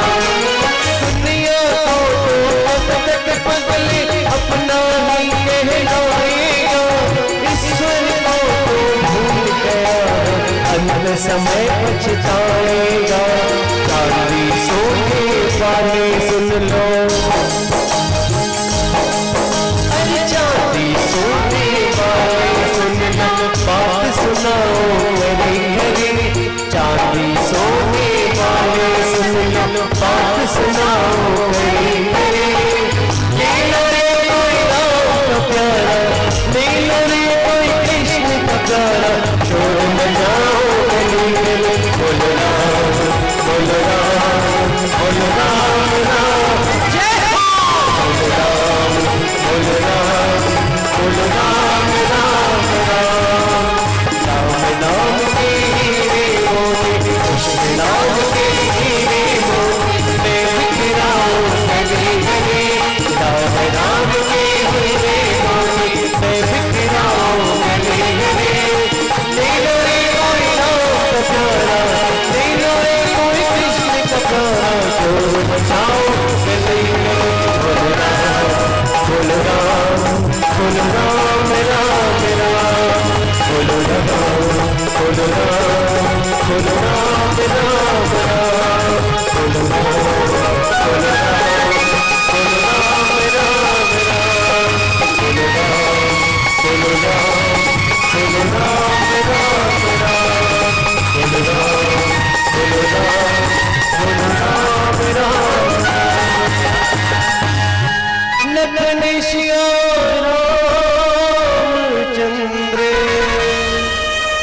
शंकर हरिओम।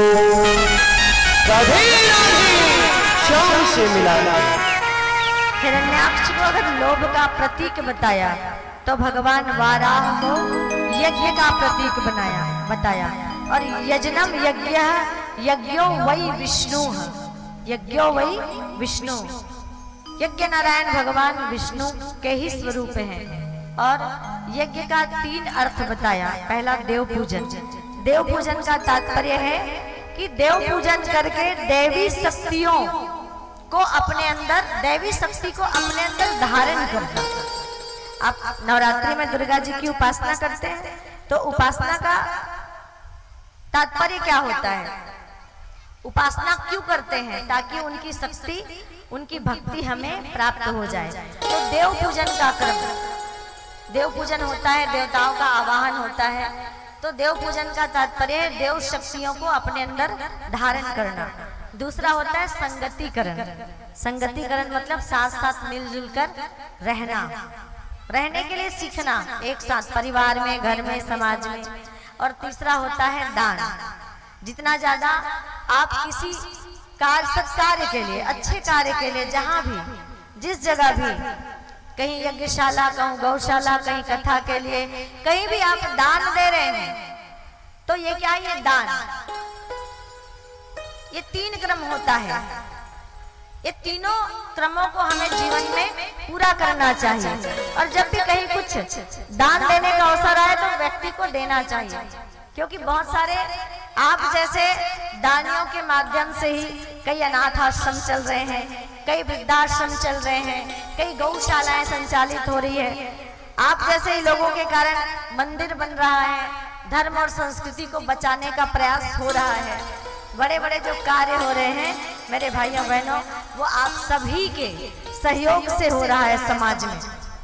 और कहते हैं, जैसे एक बात कही जाती है कि दाने दाने पे लिखा है आगे खाने वाले का नाम, दाने दाने पे लिखा है खाने वाले का नाम, ऐसा कहते हैं।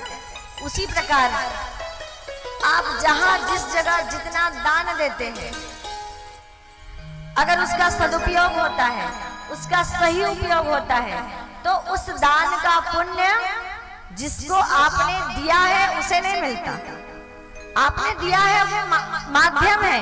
अगर वो आपका दिया हुआ दान समाज के किसी अच्छे कार्य में लग रहा है तो वो पुण्य आपके खाते में आएगा। ये कथा हो रही है और हो सकता है कथा के लिए किसी ने अनाज दिया होगा, किसी ने तन दिया, किसी ने मन दिया, किसी ने धन दिया, आपने दे दिया और आप देख भी रहे कि प्रत्यक्ष आपके सामने उसका सदुपयोग हो रहा है कि उसके माध्यम से क्या हो रही है? ये कथाएं हो रही है, कथा हो रही है और सबको सुलभ हो रही है, सबको इस सत्संग में आने का अवसर मिल रहा है। अगर अकेले आप आयोजन करने का प्रयास करते अपने घर में तो ये जितना देख रहे हैं ना साजोबाज, ये सब आपको अकेले को करना पड़ता। और तब भी आप इतने ही कथा सुनते, ज्यादा थोड़ी सुनते, इतना ही सुनते ना, और कम सुनते। क्यों? घर में कथा होती है तो लोग सुन ही नहीं पाते जो करवाने वाले होते हैं। क्यों? घर में इतने सारे आने जाने वाले लोग होते हैं, पूरे गांव के लोग बैठते हैं, सारे रिश्तेदार बैठते हैं घर वालों को छोड़ के, जिनका सब कुछ लगा है तन मन धन, वही कथा नहीं सुन पाते। किसी को साड़ी बांट रहे हैं, किसी को पानी पिला रहे हैं, किसी को भोजन करा रहे हैं, बस यही होता है। कथा सब कुछ होता है, कथा नहीं मिल पाती अगर घर में होता है। लेकिन कहते ना बूंद बूंद से घड़ा भरता है, और इसी बूंद बूंद से एकत्रित करके इतना बड़ा आयोजन आप सभी के सहयोग से सफल हुआ है। तो कहीं भी दे, किसी भी जगह दे, देने का कभी अभिमान मत करना, क्योंकि आपने दिया है तो देने जिसने लिया है उसका भला नहीं होगा, देने वाले का भला होगा। आपने जो दिया है वो आप ही के खाते में जमा होगा, दूसरे के खाते में नहीं जाएगा कि आपने किसी को दे दिया तो आपको उसी के खाते में चला गया वो पुण्य, ऐसा नहीं। वो आपके पुण्य में जाएगा, आपके खाते में जाएगा। अगर उसका दुरुपयोग होगा तो भी आपके खाते में जाएगा और सदुपयोग होगा तो भी आपके खाते में। इसलिए दान हमेशा सुपात्र को दे, सोच समझ कर दे। आपने किसी को गौ दान कर दिया, अपनी बला टाल दी, अब उस गौ को किसी ने कसाई के हाथ बेच दिया और वो गाय काटी गई तो उसका पाप भी चढ़ेगा, तो वो देने वाले को चढ़ेगा। इसलिए देना भी बड़ी जिम्मेदारी का काम होता है। और देने वाले को क्या कहा जाता है? देने वाले को देवता कहा जाता है। देने वाले कौन है? देने वाले देवता है। इसलिए देने का कभी अभिमान ना करें। और दान तो ऐसे दिया जाता है, कहा गया शास्त्रों में कि आप बाएं हाथ से दान दे तो दाहिने हाथ को पता ना चले। और हम तो कई जगह कथा में जाते हैं ना, तो लोग 5 रुपया को देके 5 बार कहते हैं दीदी वो नाम ले देना इसे, है ना। 5 रुपए देके कहते हैं, चलिए हम पैसे को नहीं बात कर रहे हैं, 500 भी दे तो भी वो बराबर है भगवान के लिए, 5000 दे भी तो भी भगवान के लिए बराबर है। वहां पर पैसे की कीमत नहीं, वहां की दान। लेकिन हम क्या करना चाहते हैं? हम जितना दिया उसको फिर बताना चाहते हैं, है ना। 5 बार आके कहते हैं मेरा नाम छूट गया। और कहीं समिति वालों से गनीमत किसी का नाम छूट गया, तब तो समिति वालों की सामत आ जाती है, बिल्कुल सामत आ जाती है। अगली बार जाएंगे फिर से कथा कराना है, बोले पौर साल दे रहे हो, मोर नाम ले रहे, मोला स्वागत पर बुलाए रहे। बहुत होता है, ऐसा होता है। ये सामान्य सी बात है, प्रैक्टिकल बात है, सच्ची बात है। ऐसा होता है कि नहीं होता है? तो देखिए जब बड़ा आयोजन होता है तो बहुत सारी चीजें हम करना चाहते हैं, पर ऐसा होता है कि व्यस्तता में कई सारी चीजें छूट जाती है। चलो कोई बात नहीं, अगर नाम नहीं भी लिया तो गुप्त दान, और गुप्त दान का पुण्य और ज्यादा कई गुना बढ़ के मिलता है, ऐसा शास्त्रों में कहा गया है। इसीलिए कहीं तन लगा रहे हैं, कहीं मन लगा रहे हैं, कहीं धन लगा रहे हैं, कभी देने का अभिमान मत करना। वो देना किसके लिए नहीं है? वो भगवान के लिए नहीं है, वो जिनको दिया उसके लिए नहीं है, वो अपने स्वयं के कल्याण के लिए है। साथ वही जाने वाला है। आप होटल में पैसा खर्च करेंगे, जाएगा आपके साथ लिखा के। आप सैर सपाटे करेंगे, जाएगा। आप पार्टी करेंगे, जाएगा। बच्चों का विवाह करेंगे, 10 लाख खर्चा होगा, आपके साथ जाएगा? नहीं जाएगा। लेकिन कभी किसी का भला आपके द्वारा होगा, कहीं किसी आप अच्छे सत्कार्यों के लिए, कहीं गौशाला के लिए, कहीं अन्यत्र कई सत्कार्यों के लिए आप अगर दान देंगे तो वो दान, वो कमाई आपके खाते में जमा होगा, और वो उस पर केवल और केवल आपका अधिकार होगा, और उस पर उसका पुण्य केवल आपको ही मिलेगा। इसीलिए कभी देने का अभिमान ना करें। देकर अपने आप को, कहीं अगर देने का अवसर मिलता है तो अपने आप को सौभाग्यशाली माने, अपने आप को सौभाग्यशाली माने। वैसे तो सबसे बड़ा दान कन्यादान, फिर गौदान, फिर श्रमदान। ठीक है, पैसा नहीं है कोई बात नहीं, सुबह सुबह आए, हमने तो पैसा लगाया नहीं इस आयोजन में, कोई बात नहीं। तीसरे नंबर में आया श्रमदान। आइए पंडाल को पूरा साफ कर दीजिए, आपका श्रम, आपका थोड़ा सा पसीना गिर जाएगा, पैसे से ऊपर का दान आपको हो जाएगा। देखिए हमारे कुछ लोग भाई यहाँ पे चाय पिला रहे हैं, आप लोगों को चाय पिला रहे हैं, है ना। ये भी तो श्रमदान है ना एक प्रकार का, ये भी अपने समय और श्रम का दान है। तो कोई और कुछ कार्य में लगा हुआ है, कोई और कुछ व्यवस्था में लगा हुआ है, और आप अभी बैठ के क्या करें? श्रमदान। श्रमदान के बाद समय दान। तो समय दान हो रहा है अभी आपके, अब कथा में बैठे ना, 3 घंटा हो गया आपको बैठे, 3 घंटे आपने अपने 24 घंटे में से निकाला, भगवान की कथा में लगाया, तो भगवान के दरबार में आपने अपने 3 घंटे का समय का दान किया है। और जब कहीं विपत्ति आएगी, कहीं कहीं कष्ट आएगा, संकट आएगा, और आपके अपने भगवान के दरबार में जाके जब आपके लिए समय मांगेंगे, आपका समय पूरा हो जाएगा। और उसके बाद भी आपके घर वाले, जब हम बीमार होंगे, अस्पताल में होंगे, कहीं दुर्घटना हो गई, और भगवान के सामने जाकर हमारे लिए प्रार्थना करेंगे, हमारे प्राणों की रक्षा के लिए, तो जैसे द्रौपदी का खाता खोला था ना, भगवान हमारा खाता खोलेंगे। और उसके बाद कहेंगे, हाँ चुरली में जब कथा हुई थी तो अमुक इसने इतने घंटे का समय मेरे दरबार के लिए लगाया था, और जितना बोया जाता है उससे कई गुना भगवान लौटाते हैं। अजामिल को 12 वर्ष का जीवन दिया, एक बार नारायण कहने मात्र के कारण, एक बार नारायण कहा, 12 वर्ष का जीवन दान में दे दिया। तो समय के बदले समय मिलेगा, जो बोगे वही पाएगा ना।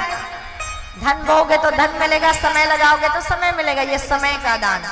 और समय के बाद अन्न का दान, अन्न के बाद अंश का दान। जब कुछ नहीं है तो ले जब ही मोट डाल ले, पैसा में इतनी आयल सको धन, ये दे, है ना, है ना। ऐसे कहते हैं अर्थ बिना सभ्य अर्थ है, लेकिन फिर भी वही महत्वपूर्ण नहीं है। तो हिरण्याक्ष लोभ का प्रतीक है, तो तो भगवान वाराह यज्ञ के प्रतीक है। और यज्ञ से, भगवान वाराह से हमें क्या शिक्षा मिलती है? देवत्व को धारण करें, साथ में मिलजुल कर रहे, और जो प्रतिभा योग्यता क्षमता हमारे पास है उसको लगाकर समाज की सेवा करें। ये यज्ञ का तात्पर्य है। आगे करदम जी महाराज हुए, जिनका विवाह स्वयंभू मनु की दूसरी बेटी देहूति के साथ हुआ, और इन्हीं देहूति के घर में 9 बेटियां हो गई, एक से बढ़कर एक। अनसुईया का नाम सुना है? कितनी माताओं ने अनसुईया का नाम सुना है? सती अनसुईया, जिन्होंने ब्रह्मा जी, शिव जी और विष्णु जी को बालक बनाया अपने सतीत्व के प्रभाव से। सुना है ना अनसुईया? ये करदम जी और देहूति की बेटी है अनसुईया, जिसका विवाह अत्रि ऋषि के साथ हुआ। और कला, अरुंधति, एक से एक बढ़कर 9 बेटियां हो गई करदम जी महाराज और देहूति के घर में। पर करदम जी ने एक वचन लिया था, भगवान जब तक मेरे घर में बेटा बनकर नहीं आओगे तब तक गृहस्थ में ही रहूंगा, और विवाह भी तभी करूंगा जब मेरे घर बेटे बनकर आओगे। पर 9 बेटियां लाइन से हो गई, बेटा अब तक नहीं हुआ। करदम जी ने प्रार्थना की, अब तो बेटियां ब्याह के योग्य हो गई, और कई बेटियों का तो मैंने ब्याह भी कर दिया, कब आओगे भगवान, कब तक प्रतीक्षा करवाओगे? जब करदम ने निवेदन किया तो भगवान कपिल रूप में करदम जी के घर में प्रकट होते हैं। बोलिए कपिल भगवान की जय। सांख्य शास्त्र के प्रदाता प्रभु जी का आगमन देहूति के घर में हुआ। करदम जी ने दर्शन किया पुत्र का, भगवान मानकर प्रणाम किया, निकल गए घर से तप के लिए। और उसके पश्चात बेटियों का तो ब्याह हो गया, देहूति माता अकेले पुत्र के साथ घर में है। एक दिन अपने ही पुत्र को ज्ञानी मानकर चौके पे बिठाया, आरती सजाई, आरती करके उनके सामने बैठ गई और अपने ही पुत्र को पूछने लगी कि हे भगवान बताओ मैं इंद्रियों को बस में कैसे करूं, और बंधन किसका होता है? बलात् मेरी इंद्रियां मुझे अपनी ओर खींचती है। इंद्रिया कौन सी? एक इंद्री आंख, आंख रूपी इंद्री सुंदर रूप देखना चाहती है।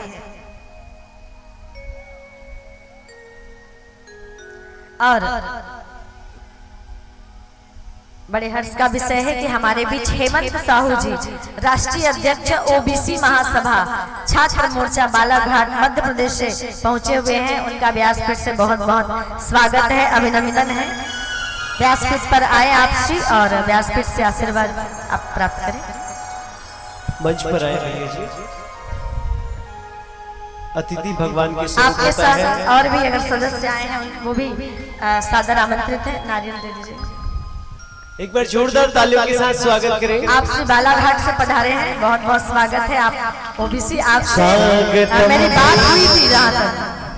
सुस्वागतम भैया, स्वागतम भैया, सुस्वागतम भैया, स्वागतम भैया, सुस्वागतम भैया, स्वागतम भैया, सुस्वागतम भैया, स्वागतम भैया, सुस्वागतम भैया।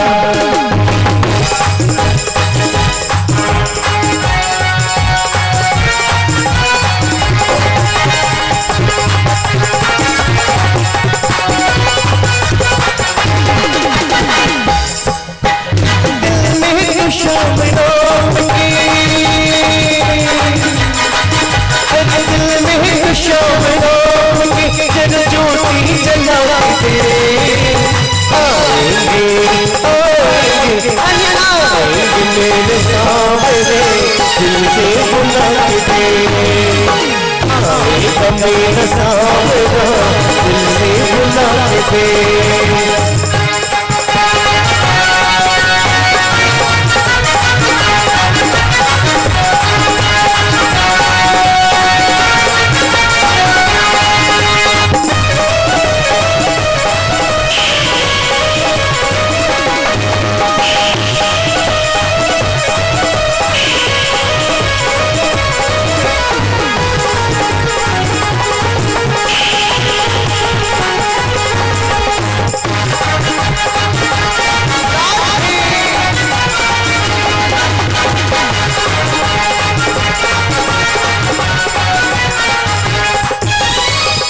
किस्मत के ताल खोलना पल भर की बात है, वो भक्तों पल भर की बात है, वो कान्हा पल भर की बात है। एक तेरे कष्ट में इतना कान्हा के हाथ है, वो भक्तों का कान्हा के हाथ है, वो भक्तों का कान्हा के हाथ है। कहते हैं कि बिना प्रकाश का उजाला हो नहीं सकता, और बिना दिल के कोई दिल वाला हो नहीं सकता। और जो न बजाए मेरे बांके बिहारी के भजनों में ताली, वो मेरे कान्हा का दीवाना हो नहीं सकता। तो एक बार दोनों हाथ से ताली बजाते हुए किस्मत के ताले खोलेगा मेरे शाम मेरे शाम मेरे शाम, किस्मत के ताले खोलेगा चल ताली बजाते थे। आएगा आएगा अलिया मेरा सावरा दिल से बुला के दे, मेरा सावरा दिल से बुला के दे।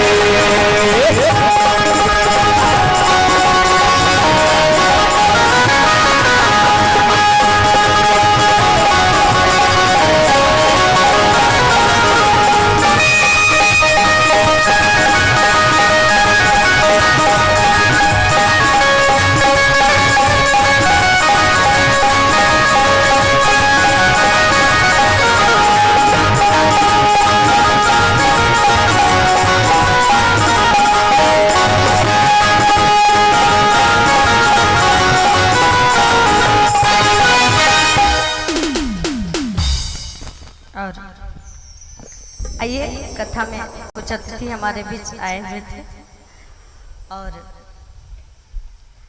हेमंत भाई शायद आपसे मेरी बात हुई थी, है ना? हाँ, बात हुई थी आपसे। चलिए धन्यवाद, आप यहाँ पे पधारे, विराजिएगा। और माता देहूती ने प्रश्न किया कि मेरी इंद्रियां बलात् मुझे अपनी ओर खींचती है, आंख रूपी इंद्रिय सुंदर रूप देखना चाहती है, कान सुंदर संगीत श्रवण करना चाहती है, नाक सुंदर सुगंध चाहती है, जिह्वा सुंदर स्वाद चाहती है। ये इंद्रियां मुझे बलात् अपनी ओर खींच रही है, कैसे मैं इसे बस में करूं?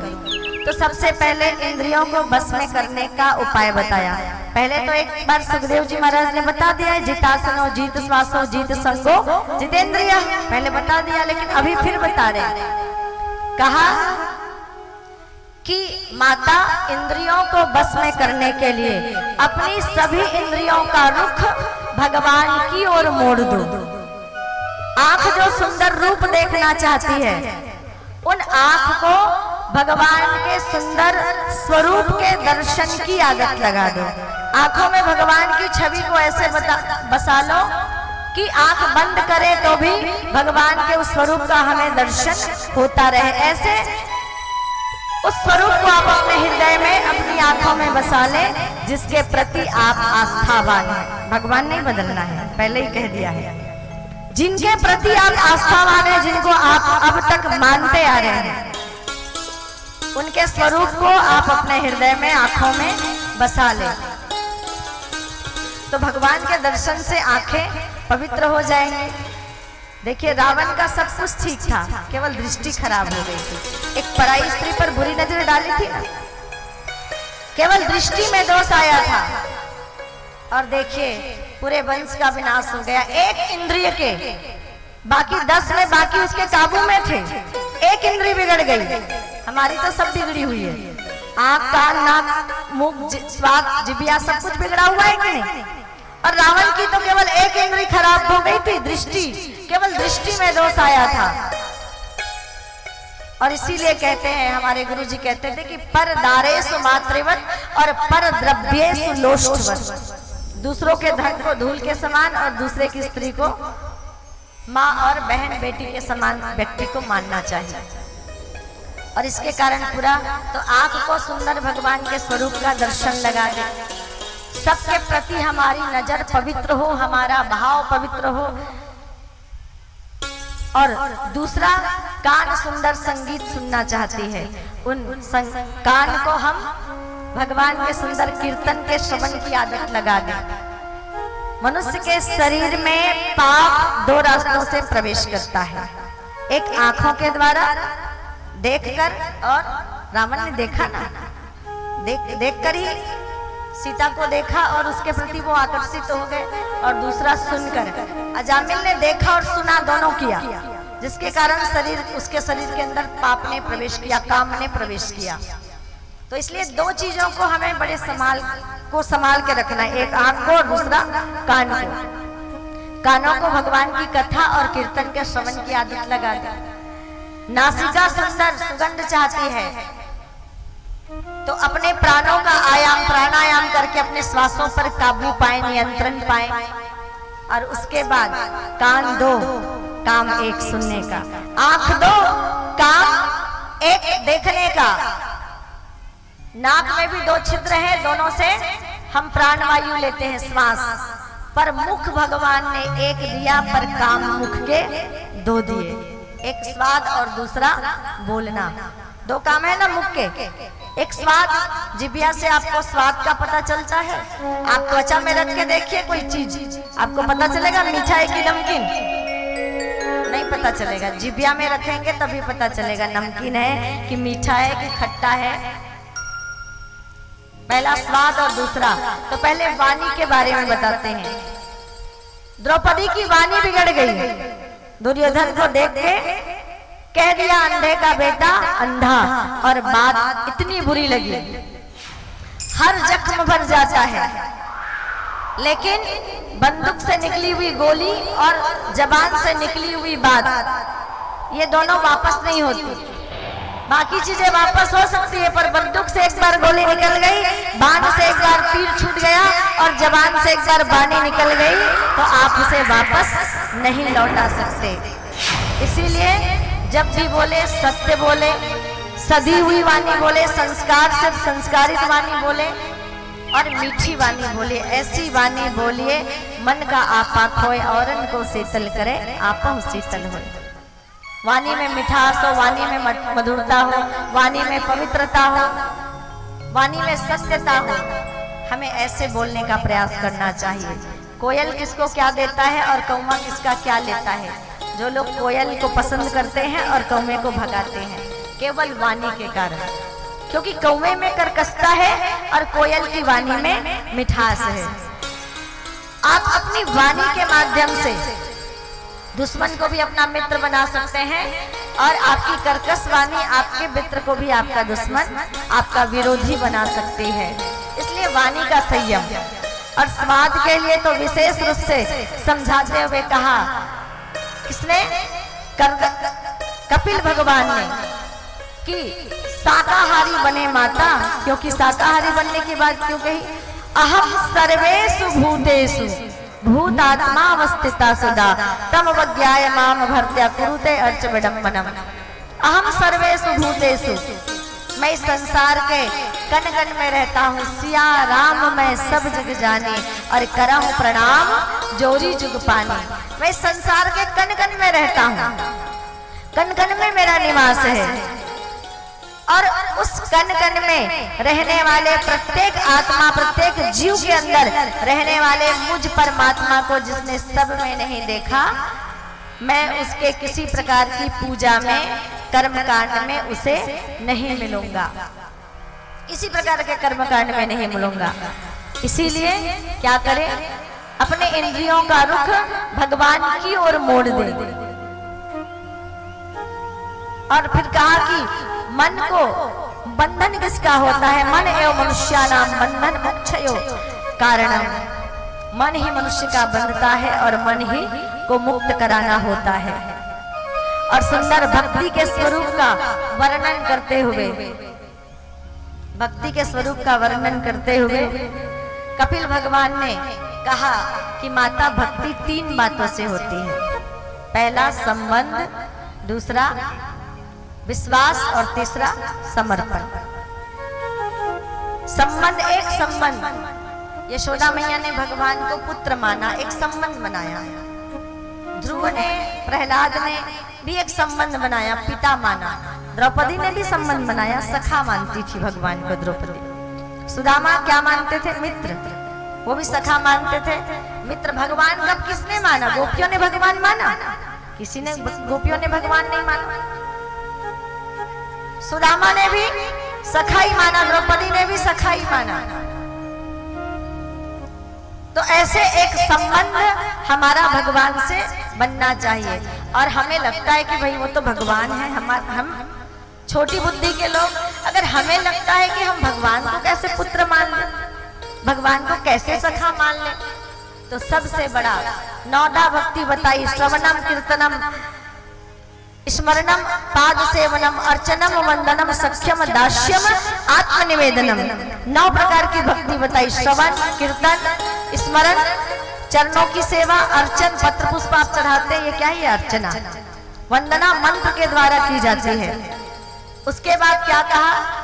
7वीं भक्ति सख्यम, सखा भाव अपने अंदर। सख्यम, दास्यम 8वीं भक्ति, दास्य भाव।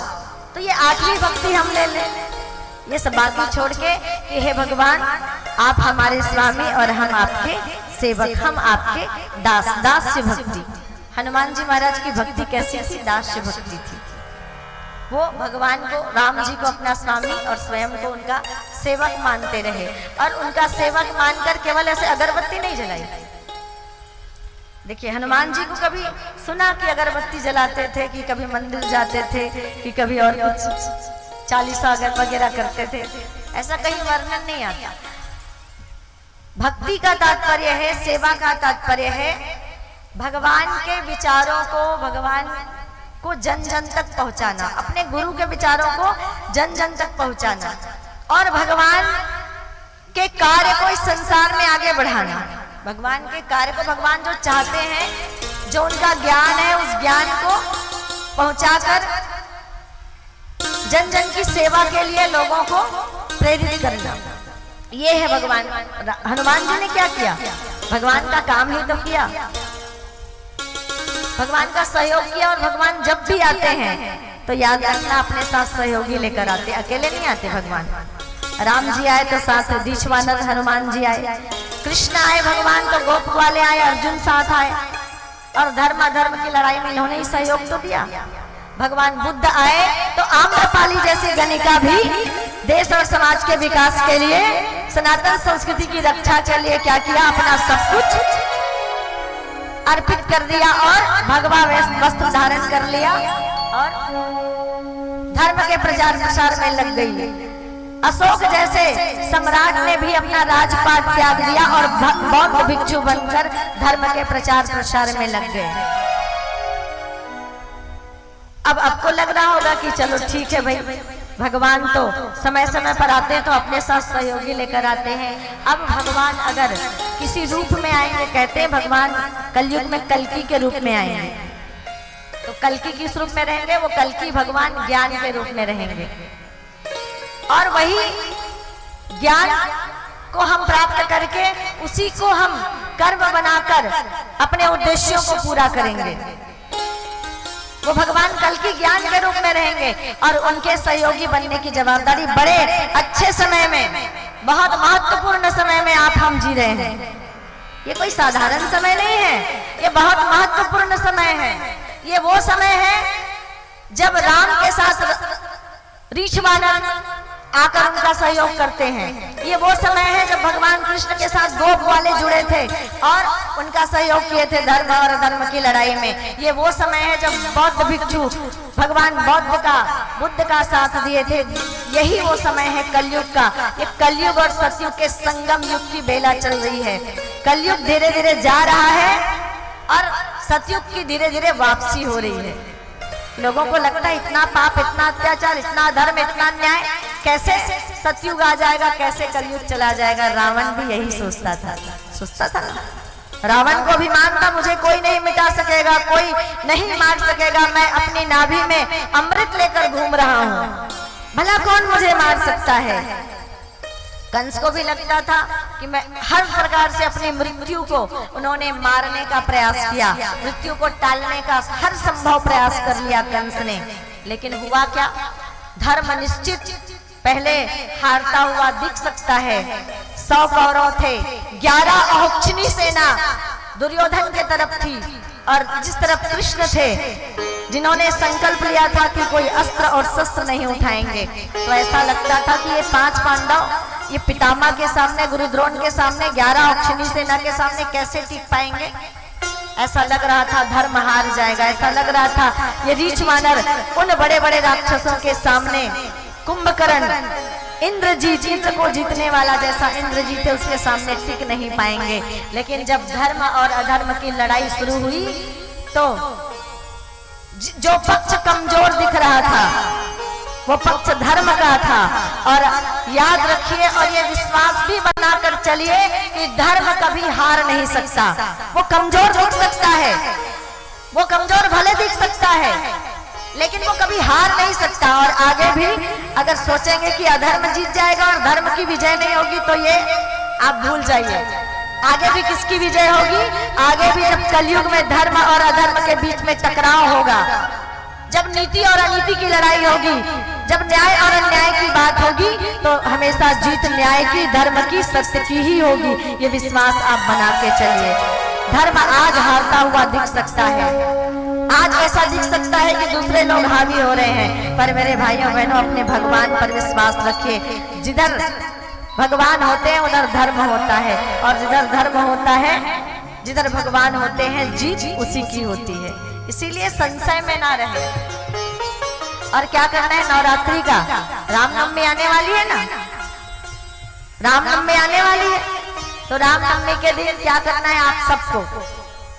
भूलना नहीं है अपने घर के आंगन में। ऐसे तो अभी भागवत चल रही है ना, तो रोज आपको अपने आंगन के सामने में छोटी सी रंगोली बना के एक दिया जलाना चाहिए। प्रत्येक हमारी माताओं को एक रंगोली बनाए, दिया लगाए, दिया जलाए। लेकिन जब जिस दिन रामनवमी आएगी उस दिन क्या हुआ? इस धरती पर कौन आए? राम। और परम पूज्य गुरुदेव पंडित श्री राम शर्मा आचार्य जी का एक संकल्प है, धरती पर स्वर्ग का अवतरण और मानव में देवत्व का उदय।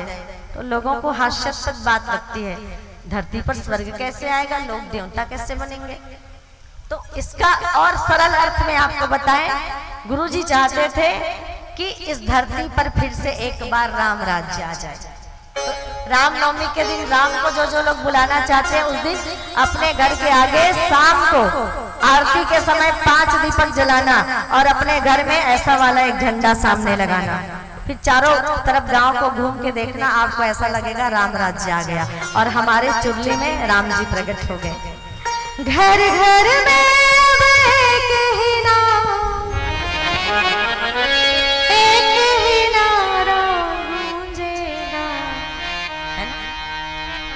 फिर अब दुनिया की बात तो नहीं जानते, पर चुरली में क्या होगा?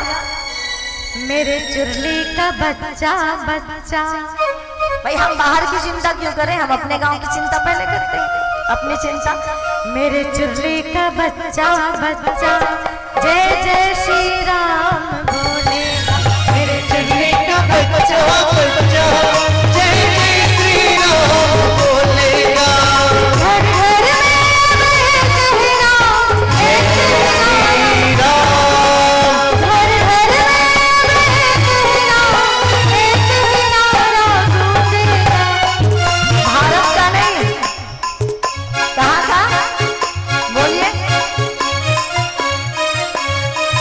मेरे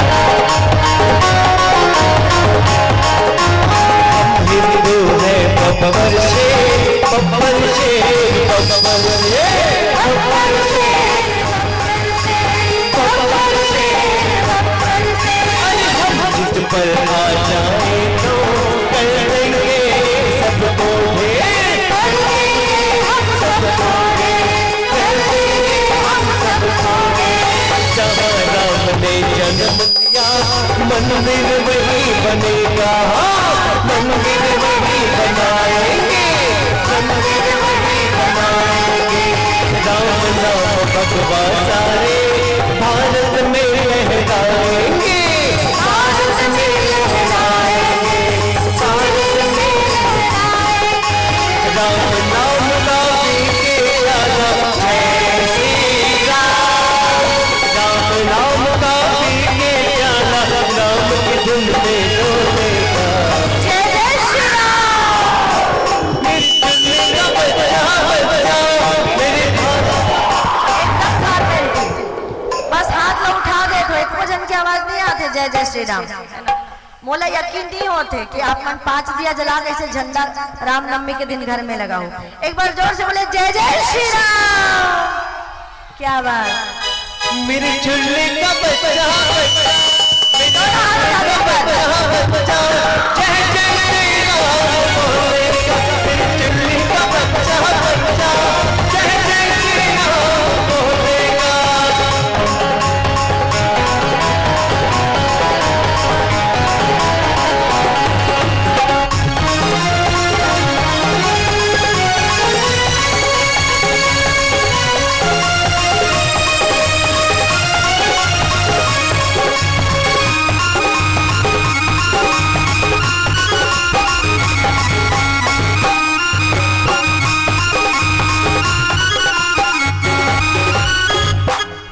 और एक बार बोले जय जय श्री राम। जय श्री राम। तो याद रहेगा ना रामनवमी के दिन क्या करना है।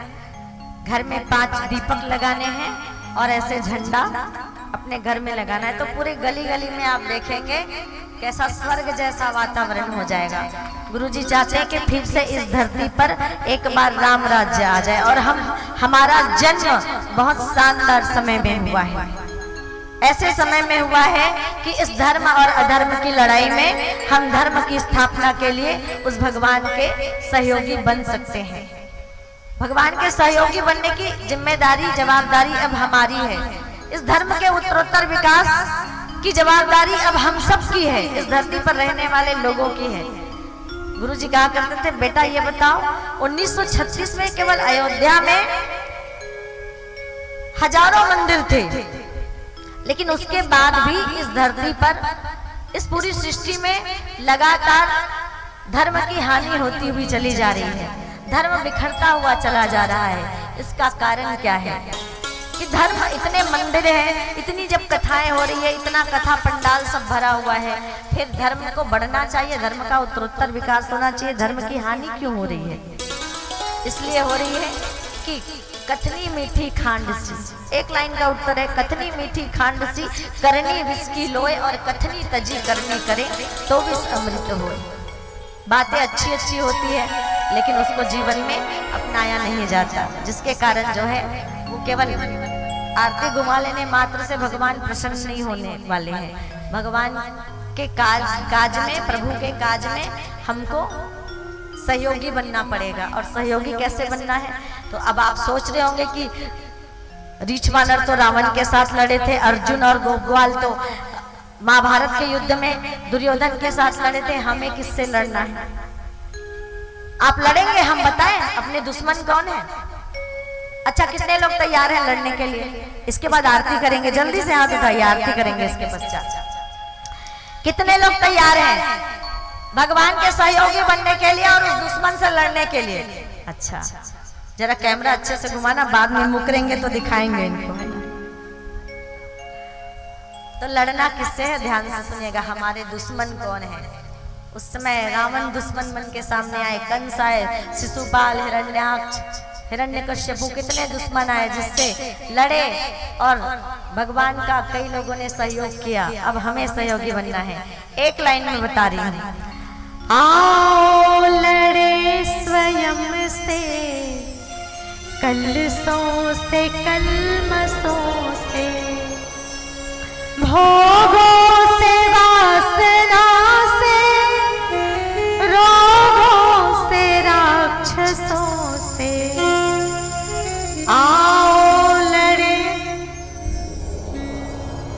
सोच रहे होंगे पड़ोसी लड़े गति तो तुरंत भिड़ देते हैं। पड़ोसी ले लड़े पर होती तो तुरंत भिड़ देते। दिक्कत हो गई कि खुद से लड़ना है। आओ लड़े स्वयं से, कलसों से कलमसों से, भोगों से वासना से, रोगों से राक्षसों से। कुंदन वही बनेगा जो आग पर चढ़ेगा। तो कुंदन कहाँ बनना चाहते हैं हम? अच्छाइयों को तो अपनाना चाहते हैं, भगवान की कृपा भी पाना चाहते हैं, लेकिन एक सबसे बड़ी बात, अपनी बुराई छोड़ना नहीं चाहते। अपनी बुराई छोड़ना नहीं चाहते। वेदों में कहा गया अहिंसा परमो धर्मः, स्पष्ट रूप से बताया कि अहम सर्वेषु भूतेषु, सिया राम मैं सब जग जाने, मैं सभी प्राणियों के अंदर रहता हूँ। लेकिन व्यक्ति का स्वाद पर नियंत्रण नहीं है। अपनी जिह्वा के स्वाद के लिए छोटे छोटे जीवों को मारकर आज का व्यक्ति भोजन बना लेता है ना। अपनी जिह्वा के स्वाद, कुछ समय का स्वाद है, पर हम उन प्राणी को ऐसे कष्ट पहुंचा देते हैं। अपने जिह्वा, अपने ऊपर कंट्रोल नहीं है। तो गुरुजी ने ये नहीं कहा कि पड़ोसी बदलेगा तो दुनिया बदलेगी। क्या कहा? हम बदलेंगे तो दुनिया बदलेगी। हम बदलेंगे, पड़ोसी के बदलने से नहीं। अपने घर वालों को भी आप नहीं बदल पाओगे, इसलिए दूसरे की जिम्मेदारी लेनी ही नहीं है, हमको स्वयं की जिम्मेदारी लेनी है। हमें स्वयं से लड़ना है, स्वयं की बुराइयों से लड़ना है और स्वयं के विकारों को दूर करके, अपने इंद्रियों को वश में करके प्रभु के कृपा के पात्र बनना है। हमको अपनी पात्रता विकसित करनी है, और जब तक पात्रता विकसित नहीं होगी तब तक उनकी कृपा के पात्र हम नहीं बन पाएंगे। पात्रता कैसे विकसित होगी और कैसे विकारों को दूर करके हम इस दुनिया में युग का निर्माण करते हुए राम राज्य ला सकते हैं। बहुत सुंदर, कल राम जन्म, भगवान श्री कृष्ण का जन्म, वामन जी का जन्म, तीन भगवान कल यहाँ पर सुंदर झांकी के साथ जन्म लेने वाले हैं। वामन जी की भी झांकी और भगवान श्री कृष्ण जी भी कल इस चुरली की धरती में आनंद कंद भगवान आने वाले हैं। तो थोड़ा समय लेकर आइएगा। कल भगवान का जन्म है तो समय लेकर आइएगा। और आइए आज की कथा को यहीं पर विश्राम देते हुए हम आरती, विश्राम आरती की ओर बढ़ेंगे।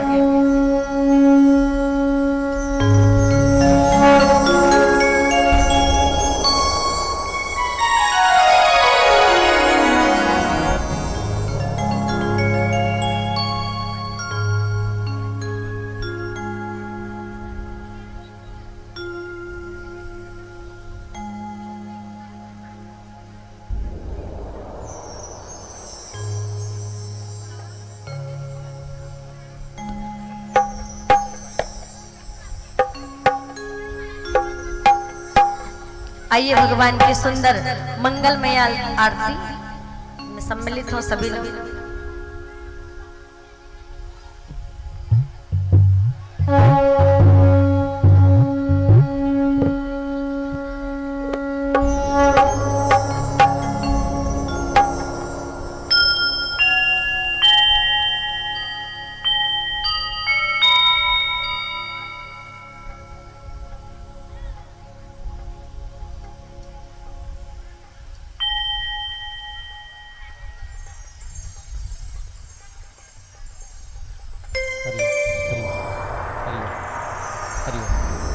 सभी अपने अपने स्थान में खड़े हो जाएंगे।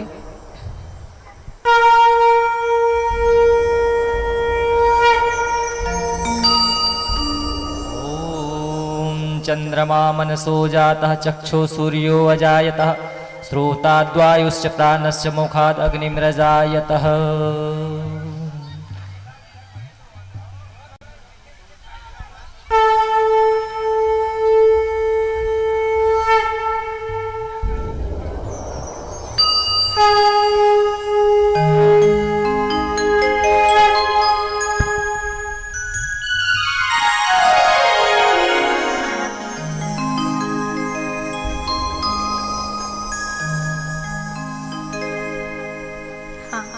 वहीं से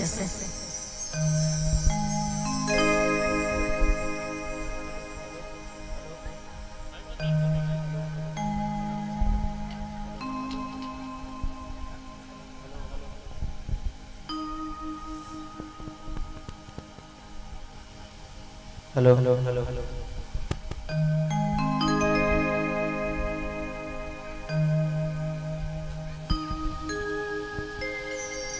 सच्चिदानंद रूपाय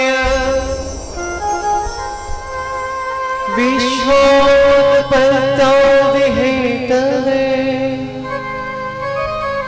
तापत्रय विनाशाय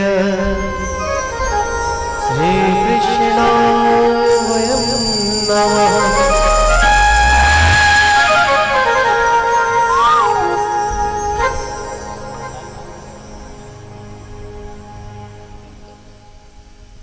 आइए हम सभी शुद्ध भाव से भगवान की मंगल में आरती सम्मिलित हैं।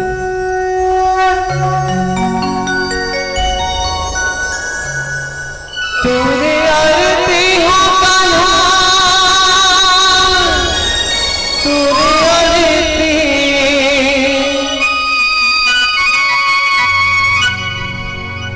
तेरे आरती हो कान्हा, तेरे आरती, तेरे आरती हो कान्हा, तेरे आरती, मैं तो एक दिया के उधरा, तो मोरे कान्हा तेरे आरती, तो मोरे कान्हा तेरे आरती, तो मोरे कान्हा तेरे आरती, तो मोरे कान्हा तेरे आरती,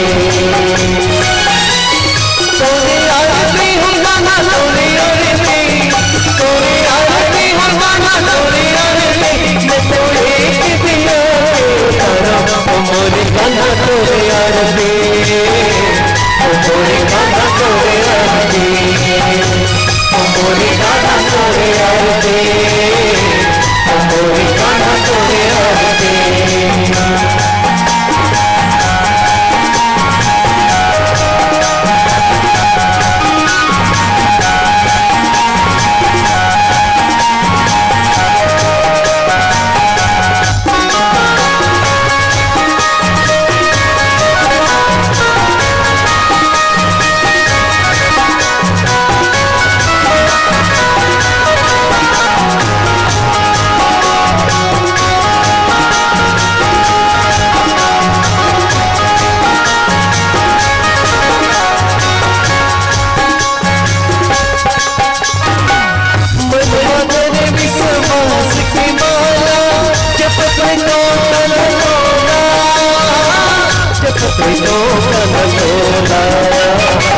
जपत जो तोला तोरी तरस बरसे चोला, दर्शन दे दिखन मोला, दर्शन दे दिखन मोला, दर्शन दे दिखन मोला।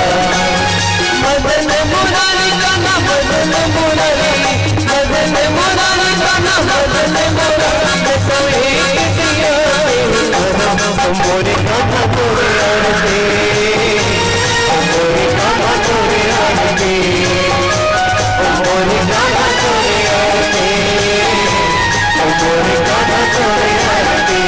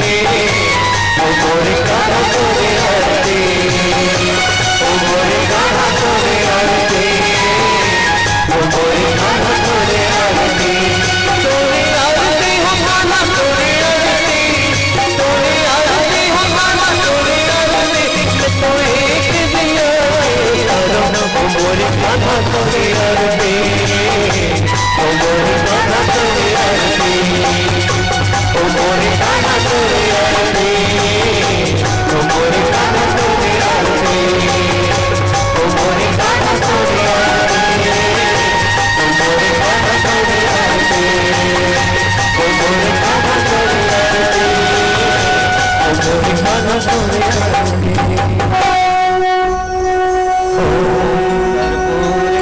करुणावतारं संसारसारं भुजगेन्द्रहारं सदा वसन्तं हृदयालविन्दे भवं भवानीशवितं नमामि ॐ चन्द्रमा मनसो जातः चक्षु सूर्यो अजायतः श्रोताद्वायुश्च प्राणस्य मुखादग्निं रजायतः ॐ भूर्भुवः स्वः आर्तिक्यं समर्पयामि।